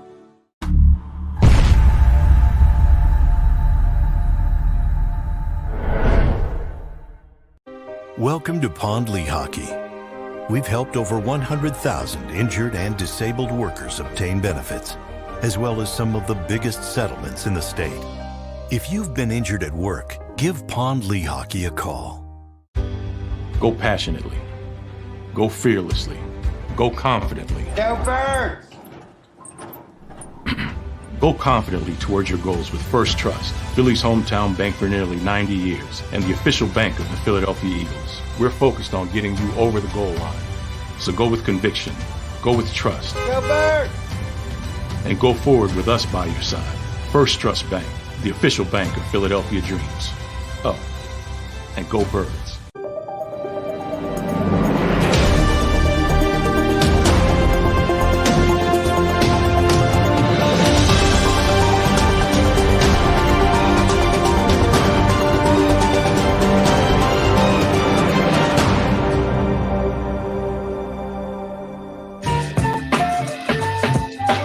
All right, we're back, everybody. Thanks for hanging with us. We are Sports Take, JAKIB Sports YouTube Network. What's the matter, Gunner? They just won't get off of this Rob challenge stuff. John Dickerson, we need 1,500 likes for Robbie to get that Delco Life tattoo. How do you know I don't have that already? Right. You have a tramp stamp too. Yeah, right? don't assume anything, man. Let Rob live his life. Maybe I'll give you a free show one day. You'll get to see where all those. Let Rob live his life. That's right. All right. We do need to up the likes though. We appreciate you guys so much. But if you could smash the like button, we would that would be absolutely awesome for everybody involved. Hey, I want to hit you with this, Barrett, since we have you back. Pretty good stats from our guy Tim McManus. Tim does an excellent job covering the Eagles for ESPN. He tweeted this out. This is per ESPN stats and information. So the Eagles blitzed 6 times on Sunday against the Lions, which was 5th fewest among week 1 quarterbacks. They registered 6 QB contacts on him, tied for the 3rd fewest in the NFL. Goff got the ball out in 2.47 seconds on average, tied for the quickest in the league week 1. All right. So I throw all 3 of those at you. What are your thoughts when you hear that? It means that Goff was ready to play this game. Goff understood what they were going to try to do to him. I think it was more so Goff and the offense were more prepared than the Eagles defense on trying to stop them. I think they called a great game plan against them. They just didn't have the horses to run a game plan that could beat the Eagles. They were just they were actually a more prepared team than the Eagles were. And I said that countless times, that if you look at it, their offense and their offensive coordinator knew what to do to beat this team. They just didn't have enough talent to beat the Eagles. So the Eagles coaching staff left a lot to be desired in this game. Yes, absolutely fair. That's absolutely fair. It's concerning, man. Goes back to training camp. Dan Campbell ran those guys in the ground over and over and over and over again. They were game ready, but like Barry said, they just didn't have the personnel to finish the job. They gave it their best shot. They made a game of it, made it entertaining. That's why we're sitting here talking, and primarily why we are sitting here talking about the deficiencies that we saw in this Eagles team compared to applauding them for winning that season opening game. But because there's no question the Eagles have superior talent, offensive line, wide receivers, defensive line, but they basically cakewalked through the preseason. It almost bit them. Luckily for them, it was talent that saved them at the end. Yes. And honestly, the things that they didn't do well are very, very correctable. Right. Tackling is very correctable, man. Tackling, like I said, is want to and doing it, executing it. You just got to remember, hey, when you go up and hit, don't just hit a guy, run through him and wrap your arms around him. Tackle him. If they had 5 less tackles, that's probably 3 drives that would have been stopped if they would have just had 10 or few tackles, missed tackles. Because those tackles were on. Those missed tackles were on crucial 3rd downs. The Hawkinson's tackle that they missed, it converted a 1st down. The tackle they missed on the goal line was third and goal. If they'd have tackled him, it would have been 4th down. They might have kicked a field goal as opposed to scoring a touchdown on that play. There are so many times where just executing a little bitty, a little thing like a tackle can turn into a big thing, like a drive, keep going, and then they go on to score. You got to take care of those little things, and they're not taking care of little things. Yeah. At this point. All right. How are we feeling about the coaching staff? Sirianni, Gannon, Steichen, Clay, generally. They won. They won. They did. I'm confident they won, number 1. Number 2, this will be a major thing to me that they come out and corrected more than half of the things they didn't correct. They cut the missed tackles in half. I believe they're going to be a good coaching staff. If they go out and they execute as far as blitz pickup better on the offensive side of the ball, I'll think they've won the day. If they go out and get some pass rush out of their front 4 as opposed to having to blitz, this will be a day in which they won. They're a very, very talented team, but talent can only take you so far. You know, I've seen the most talented guys in the world get beat by the guys that work the hardest. So, you know, this is going to be one of those evaluation games after the game. If we're disappointed again, this just may be, you know, when you say walk like a duck, quack like a duck, maybe they are a duck. This could be the pass rush thing is most concerning to me. Like, because we all know they got Reddick, you know, they got Brandon Graham back from an injury. They still have Fletcher Cox. We all know the names. So that was the area when you have the second fewest sacks in the NFL, like they did last year. That's the area they had to improve on most. They didn't record a sack.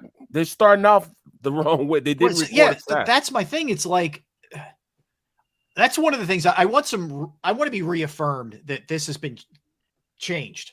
Like, you figured this part of it out, and they're going to be more effective getting to the other. And I know Goff got it out quick, but still, you got to get to him, man. He's a stationary quarterback. And then Minnesota's going to get it out faster. Cousins is a good quarterback. I don't want to hear none of that big game and all that stuff. Cousins is probably averaging like 4,900 yards the past 5 seasons. He can grip it and rip it, man. Yeah. He's going to make the right decisions. He's got talent around him too. Straight talent around him. You know, Jefferson is now the Cooper Kupp in that offense. Yeah. So you've got to find a way to nullify that. And you say what you want to say. People say it all. People say, you know, all right, you can cover guys. You can't cover forever. You know what I mean? You can't cover forever. If you don't have a pass rush, you're not going to be able to cover those guys. You got to have a pass rush. And without a pass rush, you don't care who you have. You can have 5 Deons out there, Deion Sanders out there. Eventually, those other guys are going to get open. So not having a pass rush will nullify all the greatness you have in the secondary, all of it. What was your sense of some of the things that Mike had to say regarding the game and the way it shook out, and Gann and et cetera? Some of the things you had a chance to hear. It's discerning, because one thing about Mike is just going to tell the truth. Mike is going to tell it how he saw it, not how he sees it. Mike tells how he saw it. And what he saw was a team that doesn't have a pass rush. He saw a team that doesn't know how to blitz pickup. He saw a team that have so many inefficiencies that they have to become efficient at. They're going to have to work, man. They're going to have to work, you know, and it's a problem when you talk to a guy like Silsky, because he's just going to tell you the truth. He's not going to tell you his opinion. He's explaining exactly what he saw out there. Yeah. Yeah. Interesting. All right. So I wanted to jump around a little bit here on a couple different fronts. The Phillies ended up winning last night 2-1. They get a big home run from Nick Maton. They have 21 games left. They've won now 4 straight. The big story here is Bailey Falter. He goes 6 innings, 4 hits, 1 run allowed, a solo home run. They've won his last 6 starts. The timing couldn't come, you know, any better with Zach Wheeler being out. And it looks like Wheeler's close. He threw a bullpen last night. He will throw another one on Friday. All things are good to go. He may pitch in the major leagues on Tuesday. They might not even send him down to the minors. They're really starting to I'm not going to say cement, because there's still a long way to go, but they're looking real good for a playoff team, at least the 2nd or 3rd spot, this Phillies team. I think they're looking good because, you know, it's becoming important to them. You know, they know they're right there at the cusp of being a playoff team. It's been 11 years. They know how good they are. And it kind of forced, you know, guys like Harper to kind of push a little harder than he needed to push. Now he's going to settle down. Things are going to get better. We already have the bottom of the lineup playing well. You know, they're giving us life. They're giving us hope. And we don't have our big sticks, you know, from 1 to 5. Once we get them going, man, you know, it will be a hard team to beat. I don't care who it is. We'll be a hard team to beat. Yeah. Pitching wise, we're getting healthy right at the right time. No question. And generally getting healthy and getting contributions from all over the place. As we mentioned a little bit earlier at the end with Mike, you know, there's a lot to like here. And I want to get back to Falter real quick. So he's 5-0 with a 2.43 ERA, 22 strikeouts and 2 walks in 29 2/3 innings. I mean, that is really, really impressive. Here's one other thing to keep in mind, guys, when they get to the playoffs. I'll say if. They've been able to beat some big boys here. Like Alcantara is as good as anybody. He's probably going to win the NL Cy Young. Okay. They've beaten him 4 of the last 6 times they faced him. Yep. That is great for your psyche going into, you know, playoff series where you're going to be facing excellent pitching, knowing you've done it before against these kind of guys, these caliber of guys. They've scored 17 runs against him in the times. I think he's pitched 6 total times now against him this season. They've scored 17 runs against him. Are you kidding me? He's one of the best in terms of preparing yourself for what's to come. Because once you start talking about facing the Dodgers pitching staff, the Mets, the Braves, you're not just going to face just one. You're going to face a collection of good pitching staffs. Those teams, the pitching staffs, are just as integral as those teams being where they are position-wise as anything else. I would go so far right now as to say Falters is the second best pitcher on this pitching staff for the Phillies. It's not crazy. I never thought it, but it's not crazy. This guy only pitches 4, 5, 5.5, 6 innings a game. But you look at his numbers. Maybe 1 run, maybe 3 or 4 hits, a couple of strikeouts, 1 walk, maybe no walks. He's been as consistent as anybody has been who tapped that rubber for the Phillies. Now, last night, and I mentioned it to Sealski as well. It's a little bit concerning when your top 4 batters go 1 for 15 last night, and you look at Segura and Maton, they go a combined 4 for 7, 2 runs scored, 2 RBI. But you got to have those guys in a playoff scenario, especially quick series. You have to have those guys. We've been talking about the back end of this lineup all summer long. The back end of this lineup has been integral in terms of helping this team get to where it is right now. Yeah. I think it's a lot deeper roster than we've given them credit for. I think the most satisfying thing when you talk about the game last night, after Falter left the mound, 3 combined pitchers for the Phillies gave up no runs, no hits, no walks. Yep. And Robertson, who has struggled, was like the Dave Robertson that we had looked at when he first got here. Mm-hmm. So he got his mojo back last night. Now let's see if he can keep it next time he's called upon.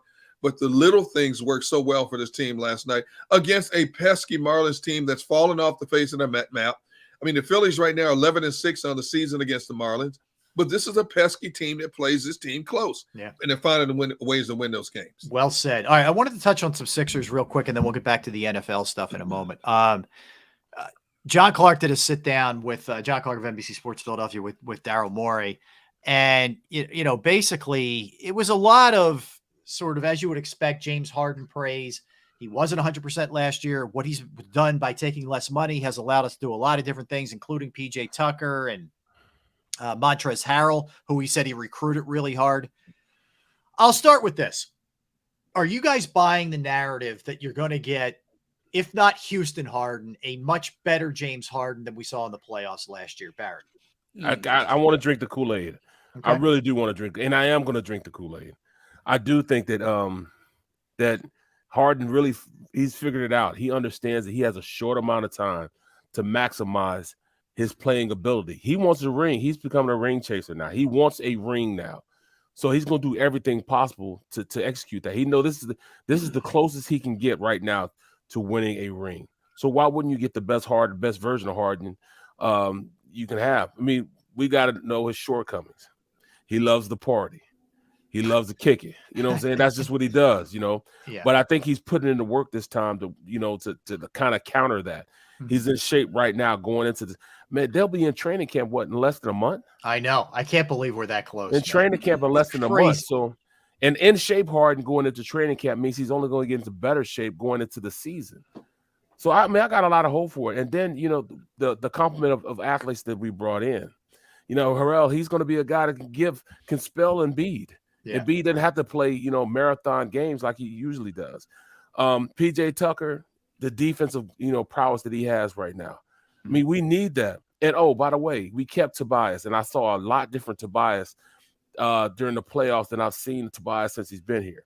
Hopefully he keeps that same type of drive and keep that same type of enthusiasm for the game that he had during the playoffs, because that Tobias Harris right there can win with us. Yep. You know what I'm saying? And plus we see with Tyrese Maxey, we know we're going to get from him. We know we're going to get a gym rat that's going to go out there and practice as much as he can. And he's only getting, I say right now that he's probably going to average 23 points a game. That's fair. I don't think that's crazy, man. With the improvement we saw from year 1 to year 2 and how hard that guy works. Absolutely. I don't think that's crazy at all. How about you, Gunnar? I think the ghost of James Harden past is long gone. In terms of being that guy, almost made me choke, man. In terms of being that guy, we want him to be from Houston, but I think we'll see a much better James Harden compared to what we saw down the stretch of this season. and we're going to find out how much of it was that hamstring. I think a part of his game significantly going forward would be a facilitator. And I don't know, I know people don't want to hear that word, but I think that's an important part of his game moving forward is finding an open man and give them the open shot. Yes. You know, James Harden is still, he's going to get his 23, 25, 27 points a game, but I think he's going to do a better job of getting more people involved in the offense, which they need. It can't be just the Joel Embiid, James Harden show. Tobias Harris should get more open looks. PJ Tucker, who you're not going to count on to score 20 points a night, but can give you a solid 10, a solid defense, should get more open looks. And so I think that's the best James Harden moving forward with this team if they're going to try to go deep into the playoffs next year. Yeah. Well, let me ask you this. Yeah. Let me ask you this. Rob, especially you. DeAnthony Melton, what are we getting from him? You're going to get a guy who can do a lot of different things off the bench. He can score it. He's an excellent defender. He's kind of a combo guard who can play both spots. Mm-hmm. He's lengthy.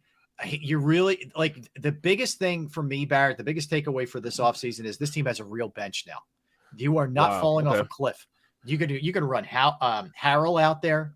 You're going to run Melton out there. You've added some House. You've added some really good pieces, man. And it's not going to be just depending on Furkan Korkmaz and, other guys who shouldn't even see the light of day, right? So what about Matisse? Matisse be able to bring something to the table? I mean, I'm not counting on Matisse. So if you get stuff from Matisse, it's gravy. Yeah, it's gravy now. That's kind of where I'm at with Matisse. If you get anything awesome.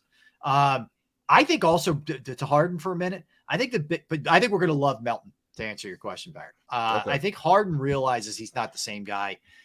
And one of the things Morey points out when he talked to John Clark was the stats that they had off of his passes to guys in terms of shooting percentage and good looks that he's getting them. So I think he realizes who he is now. It's not going to be an explosive scorer that he was, but he's going to be a good playmaker at that one spot. So I think that's going to be important. Look, I still think he's not getting those calls anymore. And see, he has to change that aspect of his games also. Right. The theatrics when he drove to the paint where he was getting a lot of those calls. Yeah. You're not getting those anymore. How he used to draw the fouls beyond the arc with the double, you're not getting those anymore. Right. So you got to change an aspect of your game. And I think agree. that'll help him grow as a player overall. Totally agree. All right, we come back. A bunch of things in the NFL. Giselle talks about the relationship with Tom. We'll give a TJ Watt update. A backtrack by a coach, Andy Reid, having issues with a field. Lions information, which is interesting, and some defensive and offensive players and special teams, by the way, players of the week around the NFL. So you don't want to go anywhere. Barrett Brooks, Derek Gunn, Rob Ellis. We are Sports Take, JAKIB Sports YouTube Network. Let's talk Flynn Tree Services. Flynn Tree Services is an experienced, licensed, and insured Pennsylvania tree services company that will trim or remove any unwanted trees off of your property. They offer cost-effective solutions to any problem that you may face. So if you have any type of issue with your trees or on your property, if you do, okay, they're just a quick phone call away. Very simple. They are experts at trimming all types of trees, and they serve southeastern Pennsylvania, South Jersey, and northern Delaware. Flynn Tree Services specializes in tree removal, stump grinding, as well as tree pruning. Keep in mind, we're in that time of year right now. Hurricanes, some bad weather, some wind, some rain. It's a good time to get your trees evaluated. Make sure you got some dead trees, got some older trees, got some trees that are maybe a little bit overgrown. You want to get all those taken care of before something serious happens. Go to their Facebook or Instagram page for a sampling of their work. Give Flynn Tree Services a call at 610-850-2848. That's 610-850-2848. You could reach out to them online as well. FlynnTreeServices.com. That's FlynnTreeServices.com.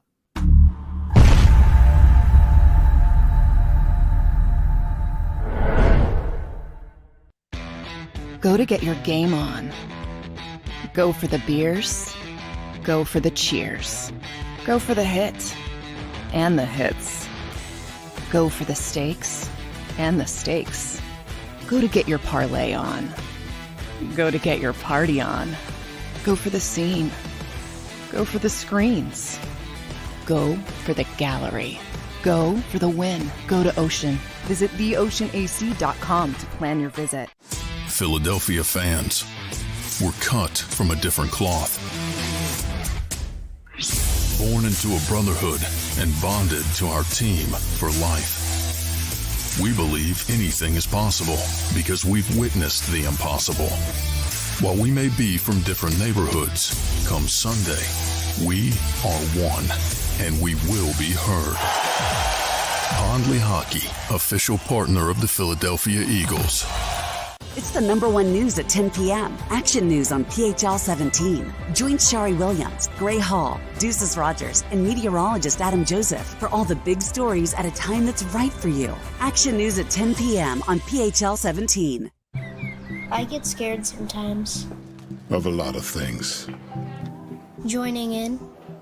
Decisions. The dark. The dark. But I once heard someone say, But as I always say, it's okay to be afraid. as long as you face the fear. And keep moving forward. Wherever you are in life, count on the name trusted in insurance for over 80 years. Independence Blue Cross.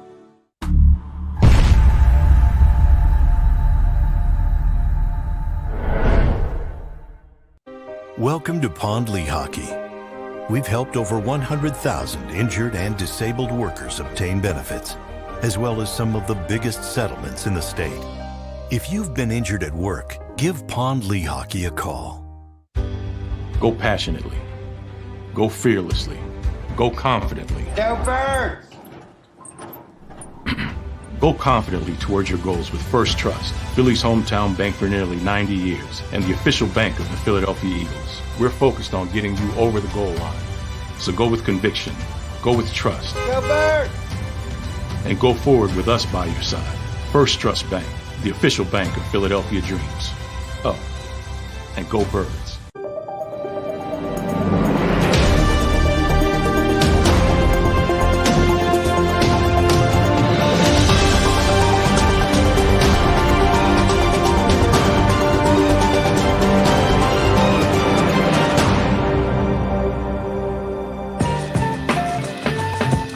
All right, welcome back in. Hour number 3. Thanks for hanging with us. We are Sports Take, JAKIB Sports YouTube Network. Tell a friend, hit that like button. We appreciate it. All right, let's do a little NFL, guys. I want to start with this one. We always got to kick it back to the NFL, huh?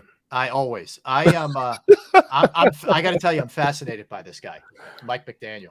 All right, so he, I guess he was meeting with the media yesterday or today, and he said when he was an assistant coach, he would get away, whatever this means, get away with not showering from Sunday to Wednesday as an assistant.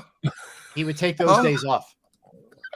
I mean, like, what is that even? Like, you're telling me you couldn't get in the shower during that time? You were so busy or so poor?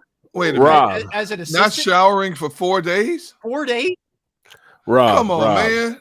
Well, how does that come into a conversation? How does that be brought up in a conversation? Barrett, have you watched his press conferences? No, I'm intrigued now. He is out there, man. I'm intrigued now. This is the third time in a row that you brought up what he said in a news I got to talk to him. He's must-see TV, huh? I'm bordering on obsessed with this guy now. Look, after 24 hours, things start sticking to you, man. You can't be doing that. And you're around a bunch of men, especially on a hot field down in Miami, in close environment. Hold on, guys. You can't be doing that. 4 days, no shower. He's a little guy, though. You know what I'm saying? Like, once you pass the 295 to 300 plateau, you got to shower at least once a day. Yeah, I agree, but I think general rule of thumb is shower every day, no matter what size. I don't care if you're 120 pounds, man. Yeah, your body still gives off odors. Okay. Yeah, come on, dude. Come on, man. Seriously. Yeah. I know the head coach. When you're an assistant, you live in the facility. There's plenty of showers in the facility. There's too many with showers. And if you're worried about your water bill, get showered at the facility, man. That's not on. That's on them. Bro, I wouldn't even wash clothes after like I'm telling you, man. I mean, I know this is TMI, but I would literally, we'd have 3 bags that we have that they would alternate, and I would have socks and underwear and a t-shirt in each one of those bags. So I might go the entire month with those because they wash them every single day. Right. The bags, they were getting washed every single day. At least they were clean. Yeah, exactly. That's what I'm saying. So you don't have any excuse. They wash your clothes for you. Yeah.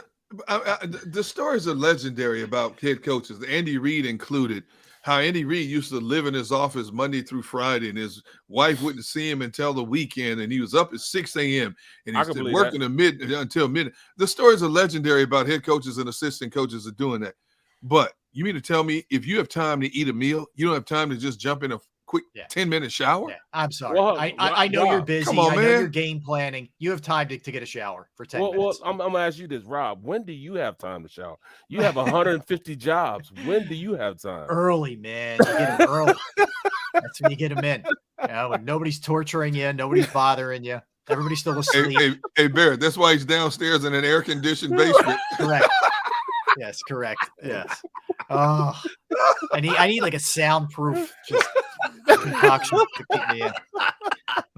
You just let's start. Well, I know. Look, let me ask you guys this: a serious question. Like, I think Joe Buck and Troy Aikman are really good. I always have. I always thought Buck got a bad rap. Okay, Yep. I agree. He just doesn't like us though. He doesn't like us though, but that's fine. Well, so they're doing the game on Monday. It's a doubleheader, but the second game is Philadelphia has the number one announcers. I don't get the hate. Like I'm watching the Monday and I'm like, this is a really good call of a game. Like I don't know where this comes from with people. I really don't. I don't understand it. What he says, the stuff that he says, he's not. I think it's more so the way he comes off whenever the Dallas played the Eagles. You could kind of hear a little favoritism in his analysis with Dallas and also with New England. Are you talking Troy? Not Buck. I think Troy is fair in his assessment across the board. No, I'm talking about you think Buck favors the Cowboys? Yeah, Buck, yeah. Really? Yeah, Buck is the one. Huh. Philly does not like him. Yeah, I don't know why. But I think Troy is very fair when it comes to he's done Eagles Cowboys games. I think it's very fair in his overall assessment. Now, obviously, he knows that Dallas organization way better than he knows the Eagles because he still has ties there. He talks to people in the office, talks to players. But I think comes across very fair when he's doing a broadcast. All the analysts that come from Dallas are very fair. Michael Irvin's very fair. Yeah. Dion's been fair. You look at all the guys. Moose Johnston, I thought was a yeah. I mean, I think they're all good. I like Troy. I like Troy and Buckman. I think they're one of the quality guys that, you can turn to. Now, who's doing the game this Thursday? Who's doing the game tomorrow? This is the first. Thursday game is the first Amazon game. So that's Michaels and Herb Street. Yeah, that's Herb Street. Because last Thursday was NBC, if you remember. Yep. Yeah. This one is when Amazon is an Amazon. It's a great game. It's the Chiefs and the Chargers. And I think that's a great combination, putting Al Michael with Kurt Herbstreit. They're both very good at what they do. I think that's a great combination. I agree with them. I didn't think Herbstreit did well, he can do it all of games, but his shtick is with college football. So, yep. Mm-hmm. Yeah, so I want to see how he flows with this in the NFL. I mean, NFL is easier actually because you know all the players. It's hard with college football, like you're learning 2 40, 50-man rosters, that are dressed for the game. I mean, I have it easy this week because I did Temple Lafayette last week. Lafayette lost to Temple. They should have blew them out, but they got a lot to do. Yeah. But then I got Temple again, so I only have to really memorize Rutgers players because I already know Temple's players. Yeah, that's nice. Yeah, it's be a little bit easier. I got a coach's call. Hence, that's why I'm at the job today. I got a coach's call at 3:30. Okay. So that's why I came to the job to do you guys justice and not have to get off early. We appreciate it, man. It backfired on me because, bro, I've had issues with travel from last night, stemming from last night to traffic, just general kind of traffic issues. Wow. My Dodge Magnum, I'm driving and last night I had a event to do for the Eagles. So I'm going to do the event. So I leave out of the Wells Fargo where our studio is here at NBC, and I'm leaving out, and all of a sudden I hit the gas, and it just went poof. Oh, and no. Yeah, so I think messed my transmission up. So it rolls over. So I roll over to the side of the road, but I had an event I have to do at 7:30, and here it is, 7:00. How far away was it? I'm right, and it was at Adelphia's in Jersey. Man, so you had to get from South Philly over to yes, Jersey. over the bridge. So I called one of my producers who produces my show. So he gave me a ride to Adelphia to drop me off. Well, then I Ubered back to my car to make sure they didn't tow it because it was sitting outside right there where the right in front of the Wells Fargo where the buses and the train. Yeah.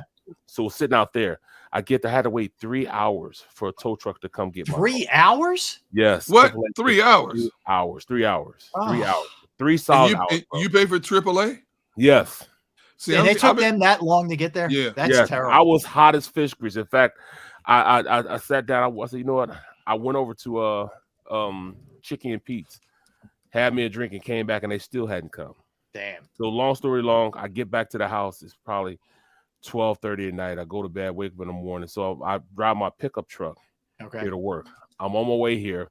I left 45 minutes in advance because we got off the. I told, hey guys, I got to get off the meeting early so I can get there. There's an accident where 295 splits, where you have that you can go to Philly or you can go to Atlantic City. Yep. There's an accident right there. So I'm sitting there trying to get past. I'm like, Derek, Xander, and Rob are gonna kill me. So I kept putting on, filming. Look at it. Here's another policeman going by. Here's the police, the fire department going by. To show you that I'm sitting there, so you guys didn't think I was, playing around. Dude, you don't need to do that. By the way, if you tell us you're in traffic, we believe you. It was horrible, man. So my traveling the past not even 24 hours has been atrocious. So I don't know what's going on. I don't know what's going on. I hear you. Anyway, so I want to throw that out there about Buck and Aikman. Aside from that, and this was part of what I was doing today as I was waiting 2 hours and 45 minutes for an oil change. As I'm doing my work, they have Good Morning America on in the waiting room. So I'm watching them talk about Giselle and Tom Brady. Right. So on Good Morning America, but she spoke with Elle Magazine. Now this was before the season started. It's before Brady took us 2 weeks training camp or something like that. Yeah.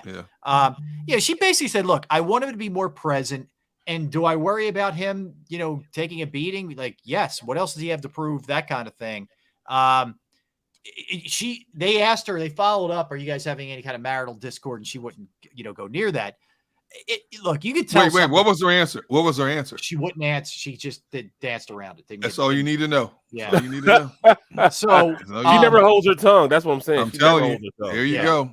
I think that my assessment is him going back really did not sit well with her. And they're dealing with some stuff. It's just sort of my set. Now, he's the GOAT who seems to be able to just block everything out and just keep doing his thing. So maybe it doesn't affect him. Who knows? But it seems like there's a lot. She's the GOAT also, though. She is a GOAT. Yeah, she's a GOAT. Double GOAT. Yeah. Right. Hey, B. Brooks, East Camden for Life said you weren't stuck in traffic. You stopped at White Castle. There we go. I wish I could. If there was a White Castle, I do believe I would be late. I'd be late. Oh my goodness, man. I'd be late. I definitely would, man. But hey, look at this though. When you look at that whole situation and Tom comes back, I mean, what is he coming back for? Being in the locker room, I understand that. When I look at the locker room, that's the hardest part about retiring, knowing you're not going to be in the locker room anymore. But the thing is, you don't truly lead the game because that's why I got into doing what I'm doing here. Right. He's not going to truly lead the game because he has a $350 million payday coming from to do games when he retires. Right. So he'll still be a part of the game. There's got to be something else that's driving this man. Yeah, but you know what though? He exceeded his life expectancy in the game of football. Oh God, by 8. Now, when you're talking about being an absentee parent from August all the way through January, and in many cases with him parts of February, that's a little bit different when you have 2, 3, 4 kids, Right. But when you have that kind of money, you can hire the best of the best in terms of nannies, helpers, stuff like that to help you get through those things. Unlike most people, they have to take upon that job description on themselves. So maybe she's at a point was frustrated. Hey, look, I let you do what you needed to do for 22 years. You told America you were calling it quits back in January, and then a week late, 10 days later, you're going back again. Yeah. And then of course he came out last week. Well, I missed a lot of birthdays, a lot of things that kids are going through and growing up, so that's starting to weigh on him now. So basically, it sounds like to me he reneged on his deal. Maybe that's exactly what it is. I mean, he retired, man. Like, what else do you have to gain? You've won 7 Super Bowls. You've made as much money as endorsements as you have almost playing the game. Okay. You will go down as the greatest quarterback that ever played the game. That would arguably, because everybody's going to have their favorite. Yeah, but that's us. We agree. Hold up. We agree in unison. But you know how it is. Football fans, they're going to argue. They're going to argue, oh, no, he was better. Joe Montana was better. Johnny Unitas was a better quarterback. He only – back in this era, he had to succeed on mud-soaked fields, playing on ice and all that. You know what I'm saying? So you're going to have your favorites. The debut will rage on forever. But, as we look at modern era football, he is the greatest to ever play the quarterback position. And he proved it by going down to another team in the first year and winning a Super Bowl with another team in the first away year. From Belichick. Away from Belichick. Okay. Yep. So basically, nothing else to prove. Yeah, you're right. Yeah. The only thing he has left is, and I've heard so many players say this, and players have told me this, it's hard to give up their camaraderie. Sure. It is. In the locker room. Blood, sweat, and tears on a practice field. Yep. Bringing guys together from so many different parts of the country for one common cause of trying to be the best of the best. Most guys come to that realization mid to late 30s. This man's 45 years old and still doing it. Yeah. No, absolutely. Give it up. So the other interesting stuff around the league, I don't know how you want to view this. I'm going to err on the side of I give the guy credit. Okay. Right. Nathaniel Hackett came out yesterday and said, look, in hindsight, we if we could do it over again, I would go for it. I wouldn't kick the field goal. We had certain, there was a yard that we wanted to hit. We got to that yard. We kind of went by the book. It didn't work out. If I could do it again, I would have had Russell Wilson, try to pick us up a first down. I'm going to give him credit. I know, look, guys, you guys may feel differently. There's a couple different ways you can look at this, but I'll give him his props. I will say I give him his props, but I wouldn't have done it. Nope, not me. I just wouldn't have done it. I give him his props for being honest like that, and I think it's more so he wanted to show, his quarterback, hey, I totally trust in you. This is why I did it, and I want everybody else to say it's not the trust that I don't have in you. It's not that. It's just what I was thinking. That's what I was thinking at the time. It has nothing to do with your skill set. I knew you could have got the first round. I just lunched on it because once we got to that point that I thought we were comfortable with it, I was good with it. See, I'll start by saying I give him his props for being open and honest, but I would not have answered the question in that regard. You knew what he should have done. I knew what he should have done. All of America watching that game knew what he should have done. That ball should have been in the hand of a future Hall of Famer on 4th and 5. Yep. That man has won too many come from behind games in his career for him not to have the ball. But I would have stepped to the mic, and when they asked me the question, Derek, when you look at the film, should you have gone for it? I would have said, you know what? We made a lot of mistakes in this game. We've studied the film. We've watched everything. And moving forward, we have to do a better job in all facets of the game. Boom. And I'd have dropped the mic and walked off. You'd be great at the podium, man. I love that. That's what I would have said. You like that? It's perfect. That's what I would have said. Rob, he's unbelievable. He's Nino Brown, man. He is. That's right. That's right. He is unbelievable. It's the brother from the bank. Yes. It's the educated brother from the bank. I'm calling you Nino, man. Nino Gunn. Look, because see, now what you've done is you've opened that can of worms. Yeah, I agree. You're going to be second guessed every time you do something. You make yourself vulnerable, right? He better start nailing his decisions from here on out. It goes away if you start getting them right going forward. You're right. But Rob, I'm going to tell you this. I'm not going to say that. I think it's more so he doesn't care about what we think. I think it's more so about how they think about his quarterback and why they didn't give him an opportunity to do it. I think it's more so him trying to make sure that there's nothing that's going to him saying that he doesn't believe in him. It was my fault, and that's the reason why I did. I think that's what a good stand-up coach does. Yeah. I get that. But I wouldn't stand there at the podium and just admit it like that. And you just said, it's the educated brother from That's from right. the bank. I would have said it's the educated brother from the bank. If I'm going down, I'm taking everybody. It's the educated brother from the bank. You know what? Time's yours. We have to do a better job. What a segue. Good segue, Nino. So Andy Reid is blaming the turf in Arizona for a couple injuries here, saying basically the sod was loose It wasn't catching for the players. So he had 2 guys go down. The rookie, Trent McDuffie, the corner, he's out at least 4 weeks now with a bad hamstring. From Washington. Yeah, yes. Some people wanted the Eagles to take. Yep. And then Harrison Butker, his kicker, there was hope he would be able to kick tomorrow night in the Thursday night game. He won't now. So that's by the way, props to Justin Reed. Did you see him step in? Oh yes. Oh yes. That's crazy. The receiver went in and kicked the field goal. That was talent. That dude is talented. Straight down. Yeah. I think he did it in college though. Did he? Something? Yeah, he did it in college. He was really good. Yeah. But I'll tell you, man, and look, Andy knows of what he speaks from garbage, fields with the vet and some of the stuff that he had to deal with. But I thought it was kind of interesting. He's not usually one to call out like a team or a situation like that, but he did. He was pretty vocal. They had just resided their field. Let me tell you something, because I've had to lay many sod. From the time I was a teenager, my dad had me out there laying sod. It takes a while for it to catch. And I know modern technology expedites the process now.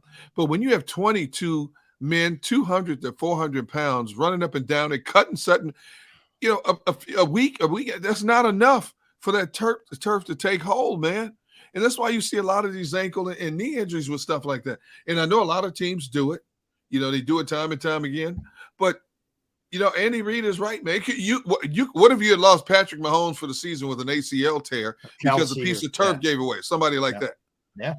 Well, it's a real problem like in Pittsburgh, because in Pittsburgh, they played the high school football games like in November. Yeah. They play all the high school championship games. State championship, yeah. In Pittsburgh Stadium. Then they play Pitt plays there too. Yeah. Pitt plays there. And then we played there on Sunday. But it was never that bad as we saw and that I've seen before. It's not one of the worst, but I've seen the turf pretty bad, but not as bad as what Andy was saying. I thought it looked pretty good. I don't know. Yeah. Now, when you look at the Arizona Stadium, though, and the unique concept of it is their field sets, and I've been there and I've seen this thing that's like fascinating. The entire grass field sets on a 1 million pound electronic tray. Now, when it has to get sun, because obviously grass, when you water it rolls. They can roll the whole field outside the stadium and then roll it back in for a game. So the entire field comes outside. The entire field, yes, it's unbelievable. That's what amazing. you can do with this track, to go back and forth. But I don't care how much you water it, you got to wait at least a couple of weeks, sometimes a month, depending on the type of grass you're using. Now, out west, because it's so hot, they use what is called like a ryegrass. It's a tougher grass that grows better in that environment. In the Midwest, where we grew up, Barry Brooks, it was Kentucky bluegrass was the grass of choice. So, but when you got all these grown men run up and down it, and they practice. The thing is, too, they practice on that field. So when does it have time to catch? That's a good point. They practice on it too? They practice on it at times too, yes. Oh, wow. See, that's tough, man, because, of course, you think about guys my size out there, pushing and scratching and cutting and all that stuff, man. It's kind of surprising me that Big Red said something. It must have been pretty bad if Big Red said That's what I'm saying. It must have been a real extreme. Yeah. Because Big Red is a fraternity guy. He does not give you anything that goes against the overall fraternity. He does not like to be the center of controversy in any way, shape, or form for anything. Yeah, that's a great point. All right, a couple other things. TJ Watt, they're thinking it's going to be one game, or there's a hope. Let me rephrase that. They're sort of floating this thing that it may be one game. Most people believe it's going to be 6. He doesn't need surgery. The tendon isn't torn. And I don't know what I guess. People keep saying his brother recovered quickly. Okay, I guess. I mean, maybe the same genes, but it's a different person. HGH, baby. HGH. Yeah. So it's not torn, but it's extremely strained. I don't care if you put a harness on. It's not a full tear. Sorry, not a full tear. Okay, so go out there in the next game. Let them go ahead and rip it completely. Then why would you not wait? Why would you not wait 4 or 5 games? If it's a partial tear, you can't even harness. I'm not rushing him back. He's a maniac, man. I get it. They probably have him in a straitjacket, to calm him down. Yeah, they probably told him, look, man, we're gonna give you the surgery. He probably told him, no, you touch me with that knife, I'm gonna kill you. He's one of those types, man. That he wants to get out there. regardless, he's willing to pay the consequences and repercussions of what he's going to go out there and do. Yeah. So they probably told him what they thought he was going to do, but he said, "Nah, this is what I'm doing." He's a premier edge rusher in the game today. Yeah, no, he is. He is. That's for sure. With me, I've been like, "Oh, cut me, Mick." Yeah. Well, but you know, Barrett, I know it's easier said than done, but you got to protect the players against themselves sometimes. Cut me, Mick. Yeah. You know, when they interesting fact, you guys had to team me up about something with Rocky. Right. So when they made like a lighter sort of PG version of Rocky 1 when it blew up as a movie, okay? It had the cut me scene where they literally get a razor out, slice open the side of his eye so we can see out of the side of his eye for people who may not have seen Rocky. And if you haven't, shame on you. But when they like reran it later in the theaters and edited that scene out where you don't see the cut me scene. Did you guys know that? No, I didn't. They thought it was too harsh, too graphic for audiences. Yes, I'm just telling you. They messed your movie up, man. I know, man. What are you doing? Hold up. I'm glad you said that. Okay, so what year did that movie come out again? 1970, 76. Prior to that, there was a movie called The Exorcist. There's no more of a graphic movie than The Exorcist. And you're telling me they worried about showing a scene? I'm assuming you guys have seen The Exorcist in its original form? Yes. Are you Rocky serious? came out when? 76. 76. Bicentennial year. Yeah, it was 76. Oh, yes. Oh, yes. Wow. Yeah. And you're worried about a cut me scene? Well, Jaws came out in 75, and you see Jaws eat up Quint when he slides into the man. You got blood spewing everywhere, man. Wow. How about the scene in Jaws where you see the leg floating down in the ocean like this? I mean, seriously? Yeah. But it's crazy now because I just flipping the channels on regular TV. Oh, the stuff you see now? I see breast on regular TV. I'm talking like at 1 o'clock in the afternoon. No shame. What channel are you watching? Yeah. I'm talking about regular TV. What channel? What time? Let me program. Regular TV, not like Skin Flicks or nothing. Regular TV, man. No Skin and Max. Oh, I got you. No Skin and Max. Just regular TV, man. Hey, Tavern Mike, The Exorcist came out in 73. He said 78. I said, wait, let me check that. He came out in 73. Yep. Gotcha. So. Gotcha.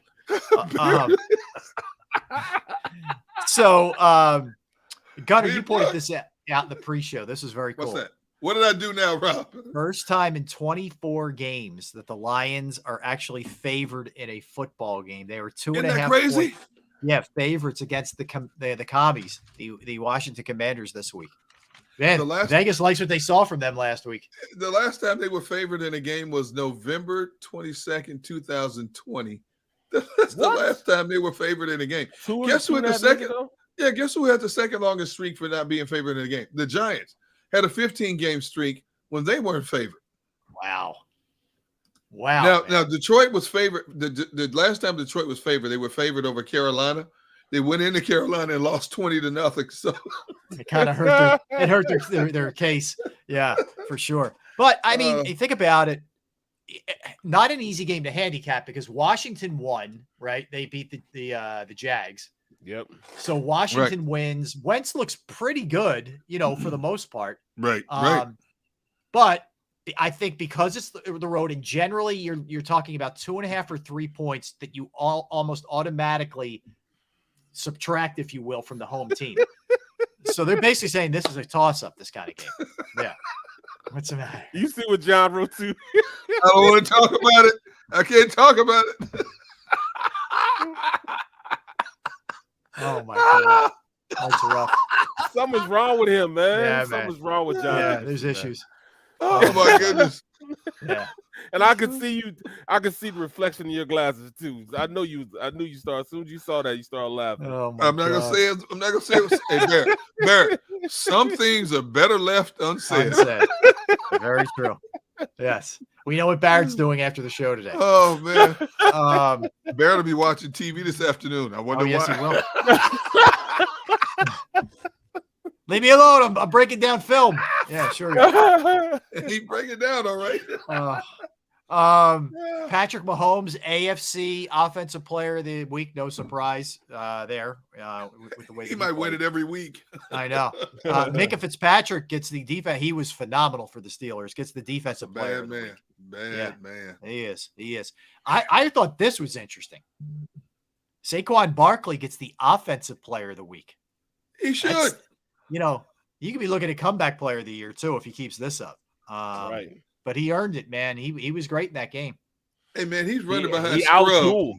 Yes. He's running behind Scrubs. He got a $1.64 running behind Scrubs. Yes. They went out and got some guys from the local Walmart. You know what I'm saying? Got playing offensive line for him. And he goes out there and does that. Hey, what are you doing Sunday at 1 o'clock? I don't know. Right. Yeah. Come on. We got something for you. Hey, and then after that, you can come help me, demo my bathroom. You know what I'm saying? Yeah, right. Yeah, exactly. So and an Eagle gets a little touch here. So Zach McPherson gets special teams player of the week. Of course, fielded that onside kick. Was not a great onside kick. No, that was a punt. Be honest. Yeah. That was, why did Detroit do that at that time of the game? You had the momentum. That's like Dan Campbell. I'm throwing anything out there, man. Anything and everything. Kitchen sink. Yep. If you kick the ball on the ground, now you practice that technique. Kickers don't practice much, but you practice onside kicks time and time again. Why would you pop it straight up in the air instead of hitting it on the ground, see if you can ricochet off somebody's leg or arm or something? You're so much better off, with the weird hops you get with a football than. But guys, how many of you guys thought that they were going to do that? I didn't think it. Exactly. So he hit it so he go up in the air so his guys can go 10 yards and go get it. Yeah. Dude, his guy when he was 5 yards. They were ready for it. McPherson had the ball before his guy. The closest guy coming down was within 5 yards of the ball. He should have pushed. He should have tried to ricochet it off somebody. I saw with one guy in college. Smartest thing I ever seen in my life. They onside kicked it, and as soon as the ball went in the air, he waved his arms like this as a fair catch. Yeah. They got the ball, blew him up, and it was they got the ball. I mean, knocked him totally out. They take the ball. They think they got the ball, but they got a flag for you can't hit you can't hit the guy if he fair catches it. Right. Smartest thing I've seen in a long time, bro. That is interesting. All right, so it will be Joe Flacco for yet another week. There were a lot of calls for Mike White to be the quarterback with the Jets. Zach Wilson is practicing today, for what it's worth. So I guess the knee's another loss for the Jets. Flacco's under center. Another loss. Yeah, I'm with you. And they're at Cleveland. Cleveland's coming off that. They're feeling good about themselves winning last week. They're just looking to just be, still have a fighter's chance once Watson gets back. That's all Cleveland's goal is. Robert Saleh's receipt jar is going to get that much deeper. This there's week. going to be a lot of receipts, man. That jar is going to be full. Yeah, this stays this way. But yeah, that's one of the interesting games of the NFL slate. All right, so let's get a quick timeout. We'll come back. We'll hit you with some open talk stuff, including a former NFL star, a Hall of Famer who's in some big trouble. We'll do that. Birthdays on this date. I got a couple on this dates for you guys, which are good. So we'll dip into all of that, continue the Eagles talk as well. Don't go anywhere. Barrett Brooks, Derek Gunn, Rob Ellis. We are Sports Take, JAKIB Sports YouTube Network.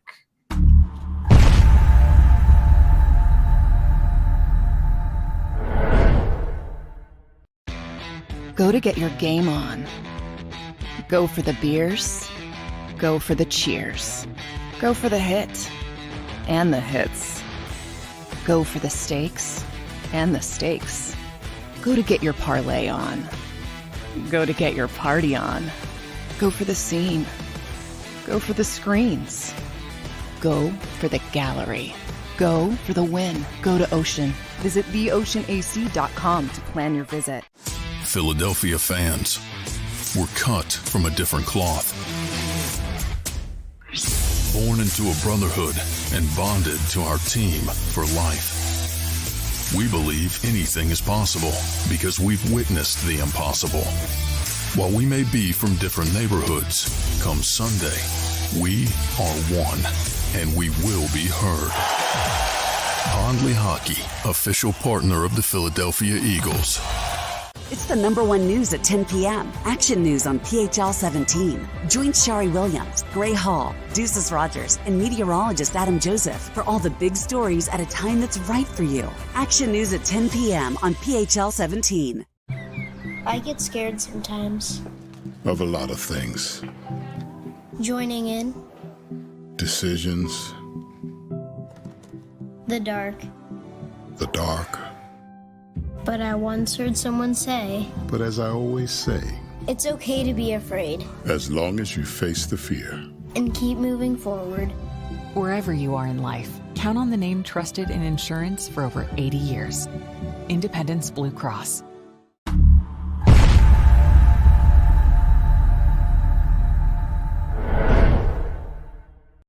Welcome to Pondley Hockey. We've helped over 100,000 injured and disabled workers obtain benefits, as well as some of the biggest settlements in the state. If you've been injured at work, give Pondley Hockey a call. Go passionately. Go fearlessly. Go confidently. Go Birds! Go confidently towards your goals with First Trust, Philly's hometown bank for nearly 90 years, and the official bank of the Philadelphia Eagles. We're focused on getting you over the goal line. So go with conviction, go with trust, Go Birds! and go forward with us by your side. First Trust Bank, the official bank of Philadelphia dreams. Up and go Birds.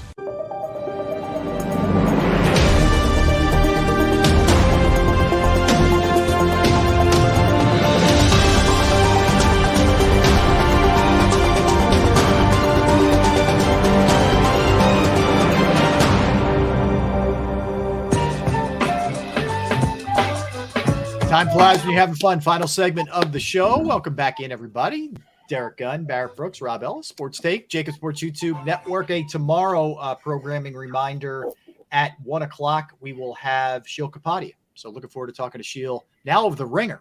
Sheil does a great job covering the NFL, so he'll be 1 o'clock tomorrow. All right, Aaron Judge just keeps his rampage up, man. He hit his 56th and 57th home runs of the season last night.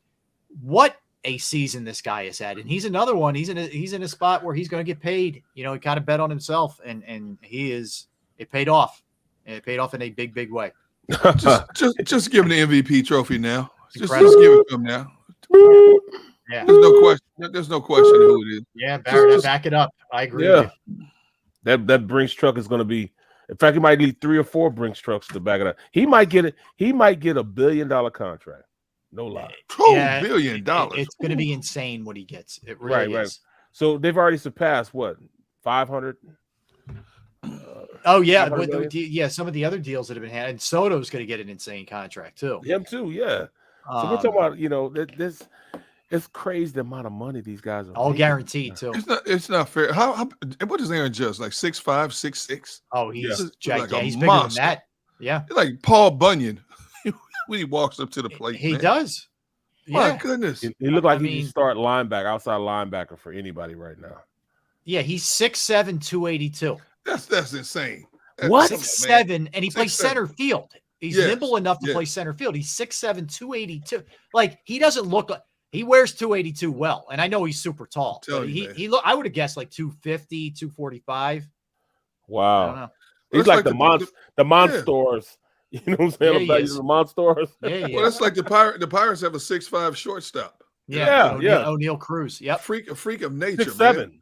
Yeah, 6'7", right? Is he 6'7"? 6'7"? Yeah, 6'7". I mean, seriously, I'm used to covering shortstops like Ozzie Smith, 5'8", 5'9". Exactly. Little wispy guys with arms like rocket arms. 6'7". What's next? I mean, we all raved about Randy Johnson being a 6'9" pitcher. Yeah. When he was at his peak. You know who was a really good pitcher that people didn't give credit for, but he could have went to play in the MLB. Who? What's his name? He's 7'3" for the Sixers. 7'3" for the Sixers. Yes. No, he was 7'6" actually. 7'5". Sean Bradley? Sean Bradley. Yes, Sean Bradley. Sean Bradley was an all-world pitcher. I think he went to BYU. He was an all-world. He went to BYU, yeah. Yeah. See, All-world pitcher. Can you imagine him taking a stride to the plate? That's unfair. He would have been, what is it, 60? How many feet? 60 from the home plate? 6 inches. So he would have been 30 feet. When he strided, he would only been throwing the ball 30 feet. That's not fair. Yeah, that's just crazy. It would literally be like he's right on top of you. Exactly, man. So he was an all-world pitcher. You know what I'm saying? I had to do my homework on him. I played against him in high school. That's crazy. I was the first person to hold him under 20 points. I held him to 18 points. I got to imagine you were just kind of banging him around, right? Bro, I was using your physicality against him. I was 6'3" and I was at his belly button. Oh my God. Yeah, but I held him. I did. I held him to 18 points. It's called the 7-Up shootout. No, either Coca-Cola shootout, something like that. Okay. And we played against him, and but he did dunk on my face, and I got a mouthful of his privates, dog. Come on, I admit it, dog. I'm on, playing, Brooks. Look, I'm playing him right, and all of a sudden I turn around. And I'm working him. Boom, I'm steady hitting him in his rib kidney shots. Boom, I'm just steady, and I'm working him. So all of a sudden they come down. Now he had 3 guards. They were all your size, Rob. All of your size. They were like 5'8", 5'9", and they were shooting threes from half court. They're the reason why they were so good. Come down, shoot 3. Well, they come down right, and they call this play Trojan. Now he's at the top. He's at the free throw line. And I'm guarding him. I'm like away from him because he can hit a little, elbow jump shot. So I'm kind of guarding like this. All of a sudden he says, Trojan. He goes out, Trojan.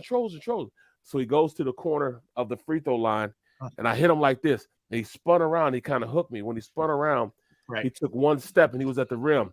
And he was on his tippy toes, caught it in the air, and dunked it on me. When he dunked it on me, I tried to block it, so I go up. And I jump high enough to just get all that into my face. I'm like, oh, dog. And it's like halfway through the game, so I'm sweaty too. I'm pissed. I want to fight now. I want to fight him. But I couldn't do it because, we're playing in the game, man. Oh, my God. Yeah, I still remember. It was actually on YouTube. I had him take it off. It was on YouTube. Brooks, again, John Dickerson's comment about you, Sean Bradley. Look at this. They were Mormon prophets.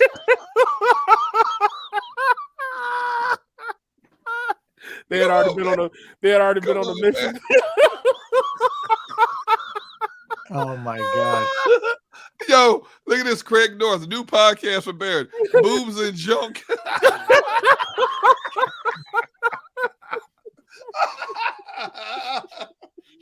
Oh my goodness. Oh my goodness. Where are we going? Oh my God. Man? Where are we going, man? Hey man, you're talking about watching boobs on primetime TV and stuff. I mean, what in the world? Unbelievable. I can't take it from you guys. Unbelievable. Your mom's gonna be calling you again. Yeah, today, Mama man. Brooks. You better hope she's not watching today, man. You get another call today. I don't think we've heard from her, which is rare. Wow. So maybe she's busy. You better hope she's actually coming up next weekend. She's coming up next weekend. Okay. All right. Let's spend some time with you. That's good. Yeah. So that's good. I know my mom's like she's one of those doomsday preppers. So she's into canning. Like her whole she has the basement. Her whole basement is full of canned food. She could probably live down in that basement for about 3 years. Yeah. And not worry about coming out. I know people like that. Absolutely. 100%. Yeah. Oh yeah, no question. Well, you brought up Mormons, but that's part of the Mormons doctrine also, that you should have at least a year's worth of food. Andy Reid would tell me that all the time, because he's Mormon. His wife was Mormon, so he became Mormon also. And he had, when he lived in Philly, he had a pantry that he had a year's worth of canned goods, just in case. I did not know that. You got a year's worth of ribs, D-Gun? What's that? Yeah, heck no, the cost of meat right now, I'm gonna be out there shooting pigeons if I have to. You kidding me? That's what I'm be grilling, man. I can't afford all these ribs, man. Woo! Oh my God. All right, I'll hit some of these heavier stories in a minute. Let's do a couple on this date.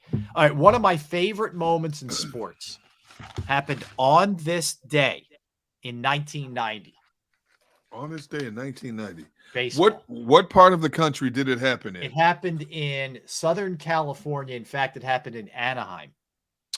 Okay, so it could have been in Anaheim. 1990 Anaheim. What month did it happen in, Rob? This date, not September. Oh, September. I should have been paying attention. September 14th, 1990. Wow. In Anaheim? Seattle Mariners against the California, Anaheim, Los Angeles, whatever the heck they were called in 1990 Angels. Oh, I'm lost now. I can't even begin to guess. Griffey Sr. and Jr. went back to back. There you go. Oh, wow. There you go. First time that's ever happened. Last time that's ever happened. That's a great one. Yep. Yeah. Dad hit it first, and then Junior went yard right after. I watched it on YouTube. The look on Senior's. So Senior already hit it. He's in the dugout. He's watching. And then when Junior goes yard, it's kind of that look like it was part. I can't believe my kid just did that. Part. My kid just won up me. He was kind of like, really, like sort of one of the. It was a very funny look that Senior had on his face. It was very cool. Imagine being a professional athlete and not only having the opportunity to play with your son, but knowing your son's better than you are. Mm-hmm. Yeah, that's you awesome. knew by then he was. Yeah, Griffin awesome. Ken was like 20, Junior. Yep. Crazy. So that was pretty cool. On this date, Derek's favorite show, The Golden Girls, premiered. Yes, one of your all-time favorites. I could not watch that show, dude. I can't either. That's not funny. I can watch it. When my mom was in a nursing home, right? So, you know, it was either like Golden Girls was on or like The Rifleman, like stuff from like Westerns. Oh, you know, back in the day is just on, right? Because there's a lot of older people. Yeah. So, you know, like one day I'm just sitting there, like she was eating and I'm just sitting there with her, just talking to her and stuff like that. And it's on. I'm like, this is the worst show. I can't, like, there's actually people who watch this. I couldn't even take 1 second of watching it. It was brutal. Anyway. All right. So that debuted. And what was it? 222, room 222 with 222. 222. That debuted as well. So yeah, it's funny, Bear, you bring up those old Westerns. My father-in-law to this day, every day in the afternoon, you know where you can find him? In his bedroom watching Gunsmoke. Yep. That's my What's dad. some That was of my the dad. other ones? Have Guns Will Travel. Yeah. Paladin is the other one. Paladin. Where? Oh yeah, I still remember that. I'm telling you, man. My dad watched those Westerns all the time, man. Same here. Yep, same here. Also this date, 1984. The first Video Music Awards from MTV. Wow. Yeah. Yes. The first? Yep. The very first one that they did, the like award ceremonies. Oh my goodness. Yeah. That's unbelievable. 1984. All right, birthdays. Great birthdays today. Great birthdays. There are some good ones. Yeah, Sam Neill, of course, from Jurassic Park. He's done a lot of stuff, but Sam Neill. Oh no, you didn't give his full name. What's his full name? His full name is Sir Nigel John Dermot Neal. Oh. He was knighted because he's from New Zealand.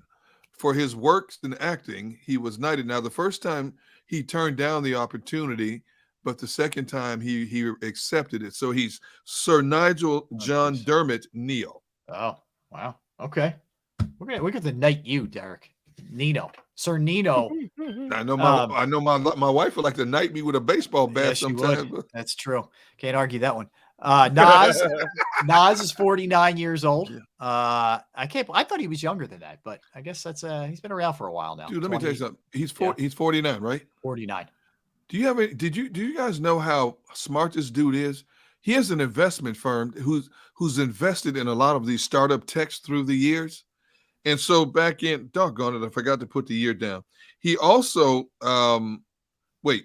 startup companies and Amazon paid him $40 million when they acquired the Ring door company, the doorbell company Ring and PillPack. I don't know what PillPack is, but somehow he had investments in the company. He got $40 million out of that deal.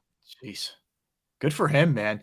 He's a really good investor too. 50 Cent. 50 Cent. Oh, he's involved in a lot of business. That dude's any close to a billionaire? Yeah, he's done extremely well for himself. Yep. Oh my goodness. Yep. That's good information, Derek. Amy Winehouse would have been 39. Of course, died really 27 young. years old. Insane voice, man. Insane voice. Lost her really young. She won 5 Grammys in 2010 alone. Wow, that many? Yep. I didn't know that. I did not know that. See, Rob, I'm just here to fill in the blanks, Rob. That's all I do. You're crushing it, man.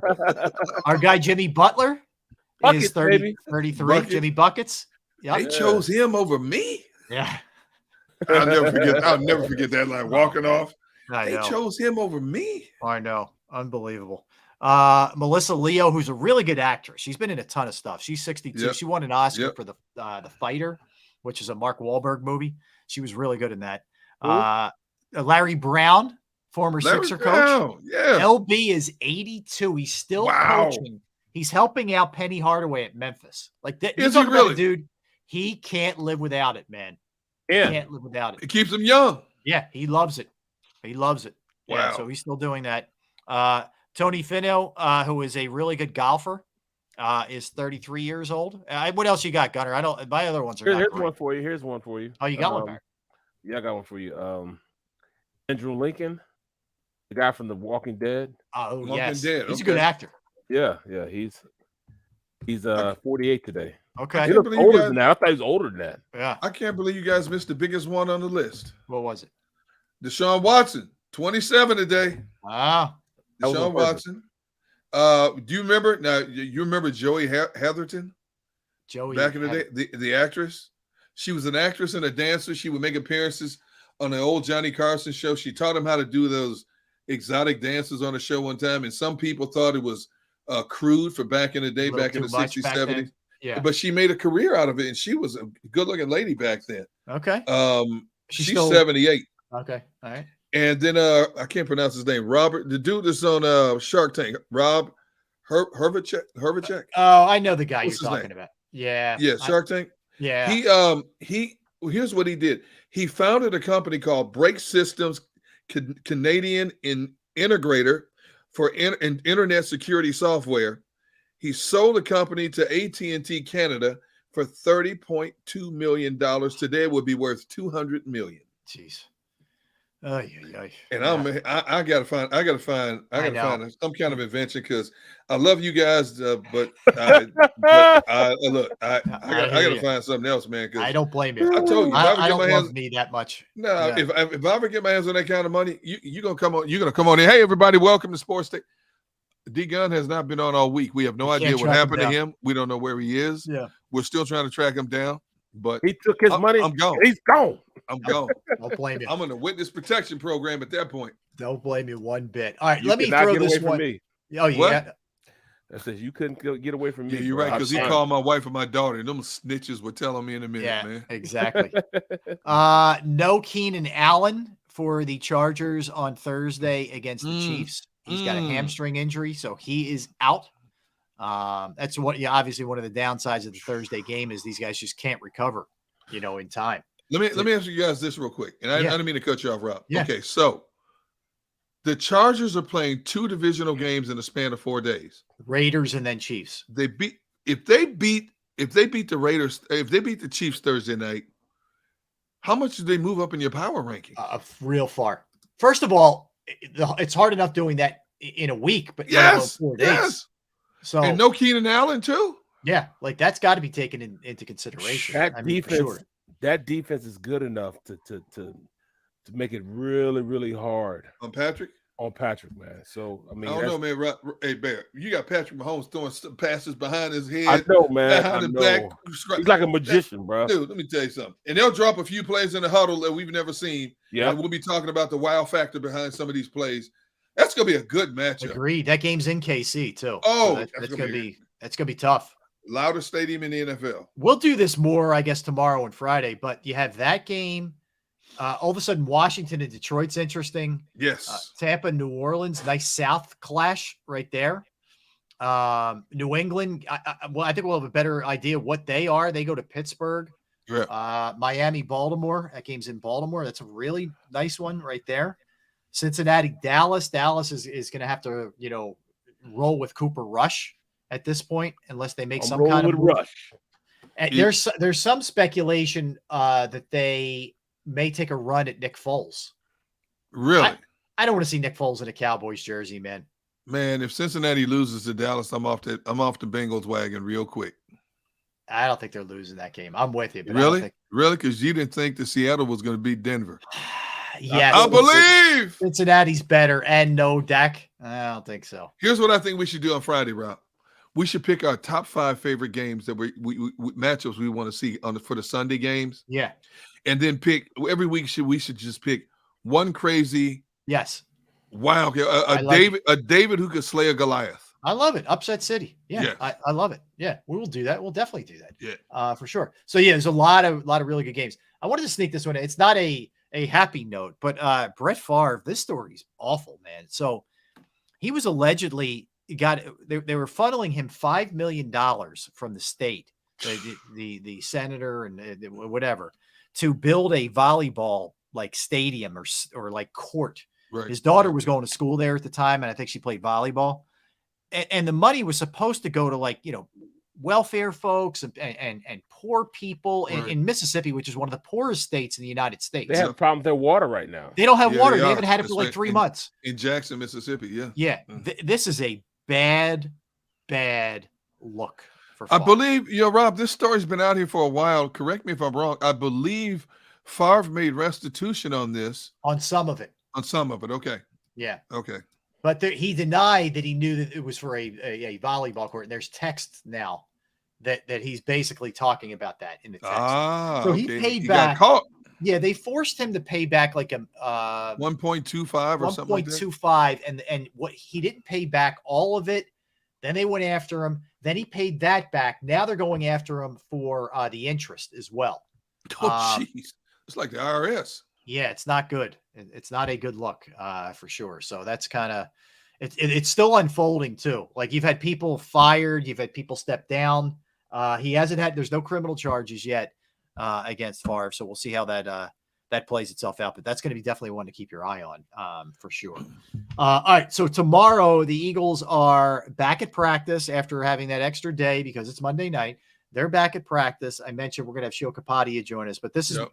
Tomorrow is when we start to turn the page and really look at the Vikings and look at that matchup. And, maybe we'll dig into some of the history of the Eagles and the Vikings because, of course, we know one of the biggest games in Eagles history is that NFC Championship game that was here. Do you guys remember who the quarterback was for the Vikings in that game? So wait, say it again. Which game? Who was the Vikings quarterback in the 2017 NFC Championship game? I know, right? It's funny. Wait. Give me the initial of the last name. K. Oh, geez, I'm sure. Man. Kenny? No. Sean McKin? No. Oh, I'm lost. Case Keenum. Oh, Case Keenum. Okay. Yeah, Case Keenum. And they actually went up in the game. They were up 7-0. And then Chris Long hits Keenum. Patrick Robinson picks it off. And then the floodgates opened up. Yeah. Yeah. And then they just put it on them after that. So we'll do that tomorrow. Don't forget also Gun on One coming back this week. Okay. Gun on One back this week. It will be on the JAKIB Sports Media YouTube channel every week. Love it. Taping my first guest tonight. Can't tell you who it is, but just know it's one of my all-time favorites. Awesome. Yep. So that's coming up as well, man. I can't wait to get it back.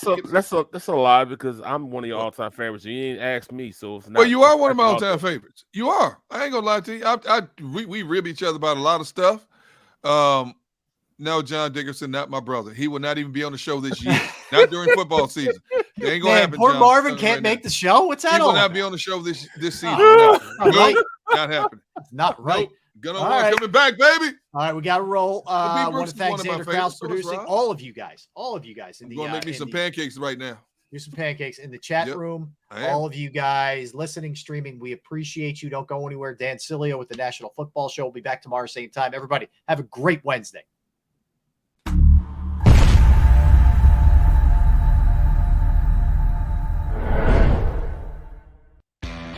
Go to get your game on. Go for the beers. Go for the cheers. Go for the hit and the hits. Go for the stakes and the stakes. Go to get your parlay on. Go to get your party on. Go for the scene. Go for the screens. Go for the gallery. Go for the win. Go to Ocean. Visit theoceanac.com to plan your visit. Philadelphia fans, we're cut from a different cloth. Born into a brotherhood and bonded to our team for life. We believe anything is possible because we've witnessed the impossible. While we may be from different neighborhoods, come Sunday, we are one and we will be heard. Pondley Hockey, official partner of the Philadelphia Eagles. It's the #1 news at 10 p.m. Action News on PHL 17. Join Shari Williams, Gray Hall, Deuces Rogers, and meteorologist Adam Joseph for all the big stories at a time that's right for you. Action News at 10 p.m. on PHL 17. I get scared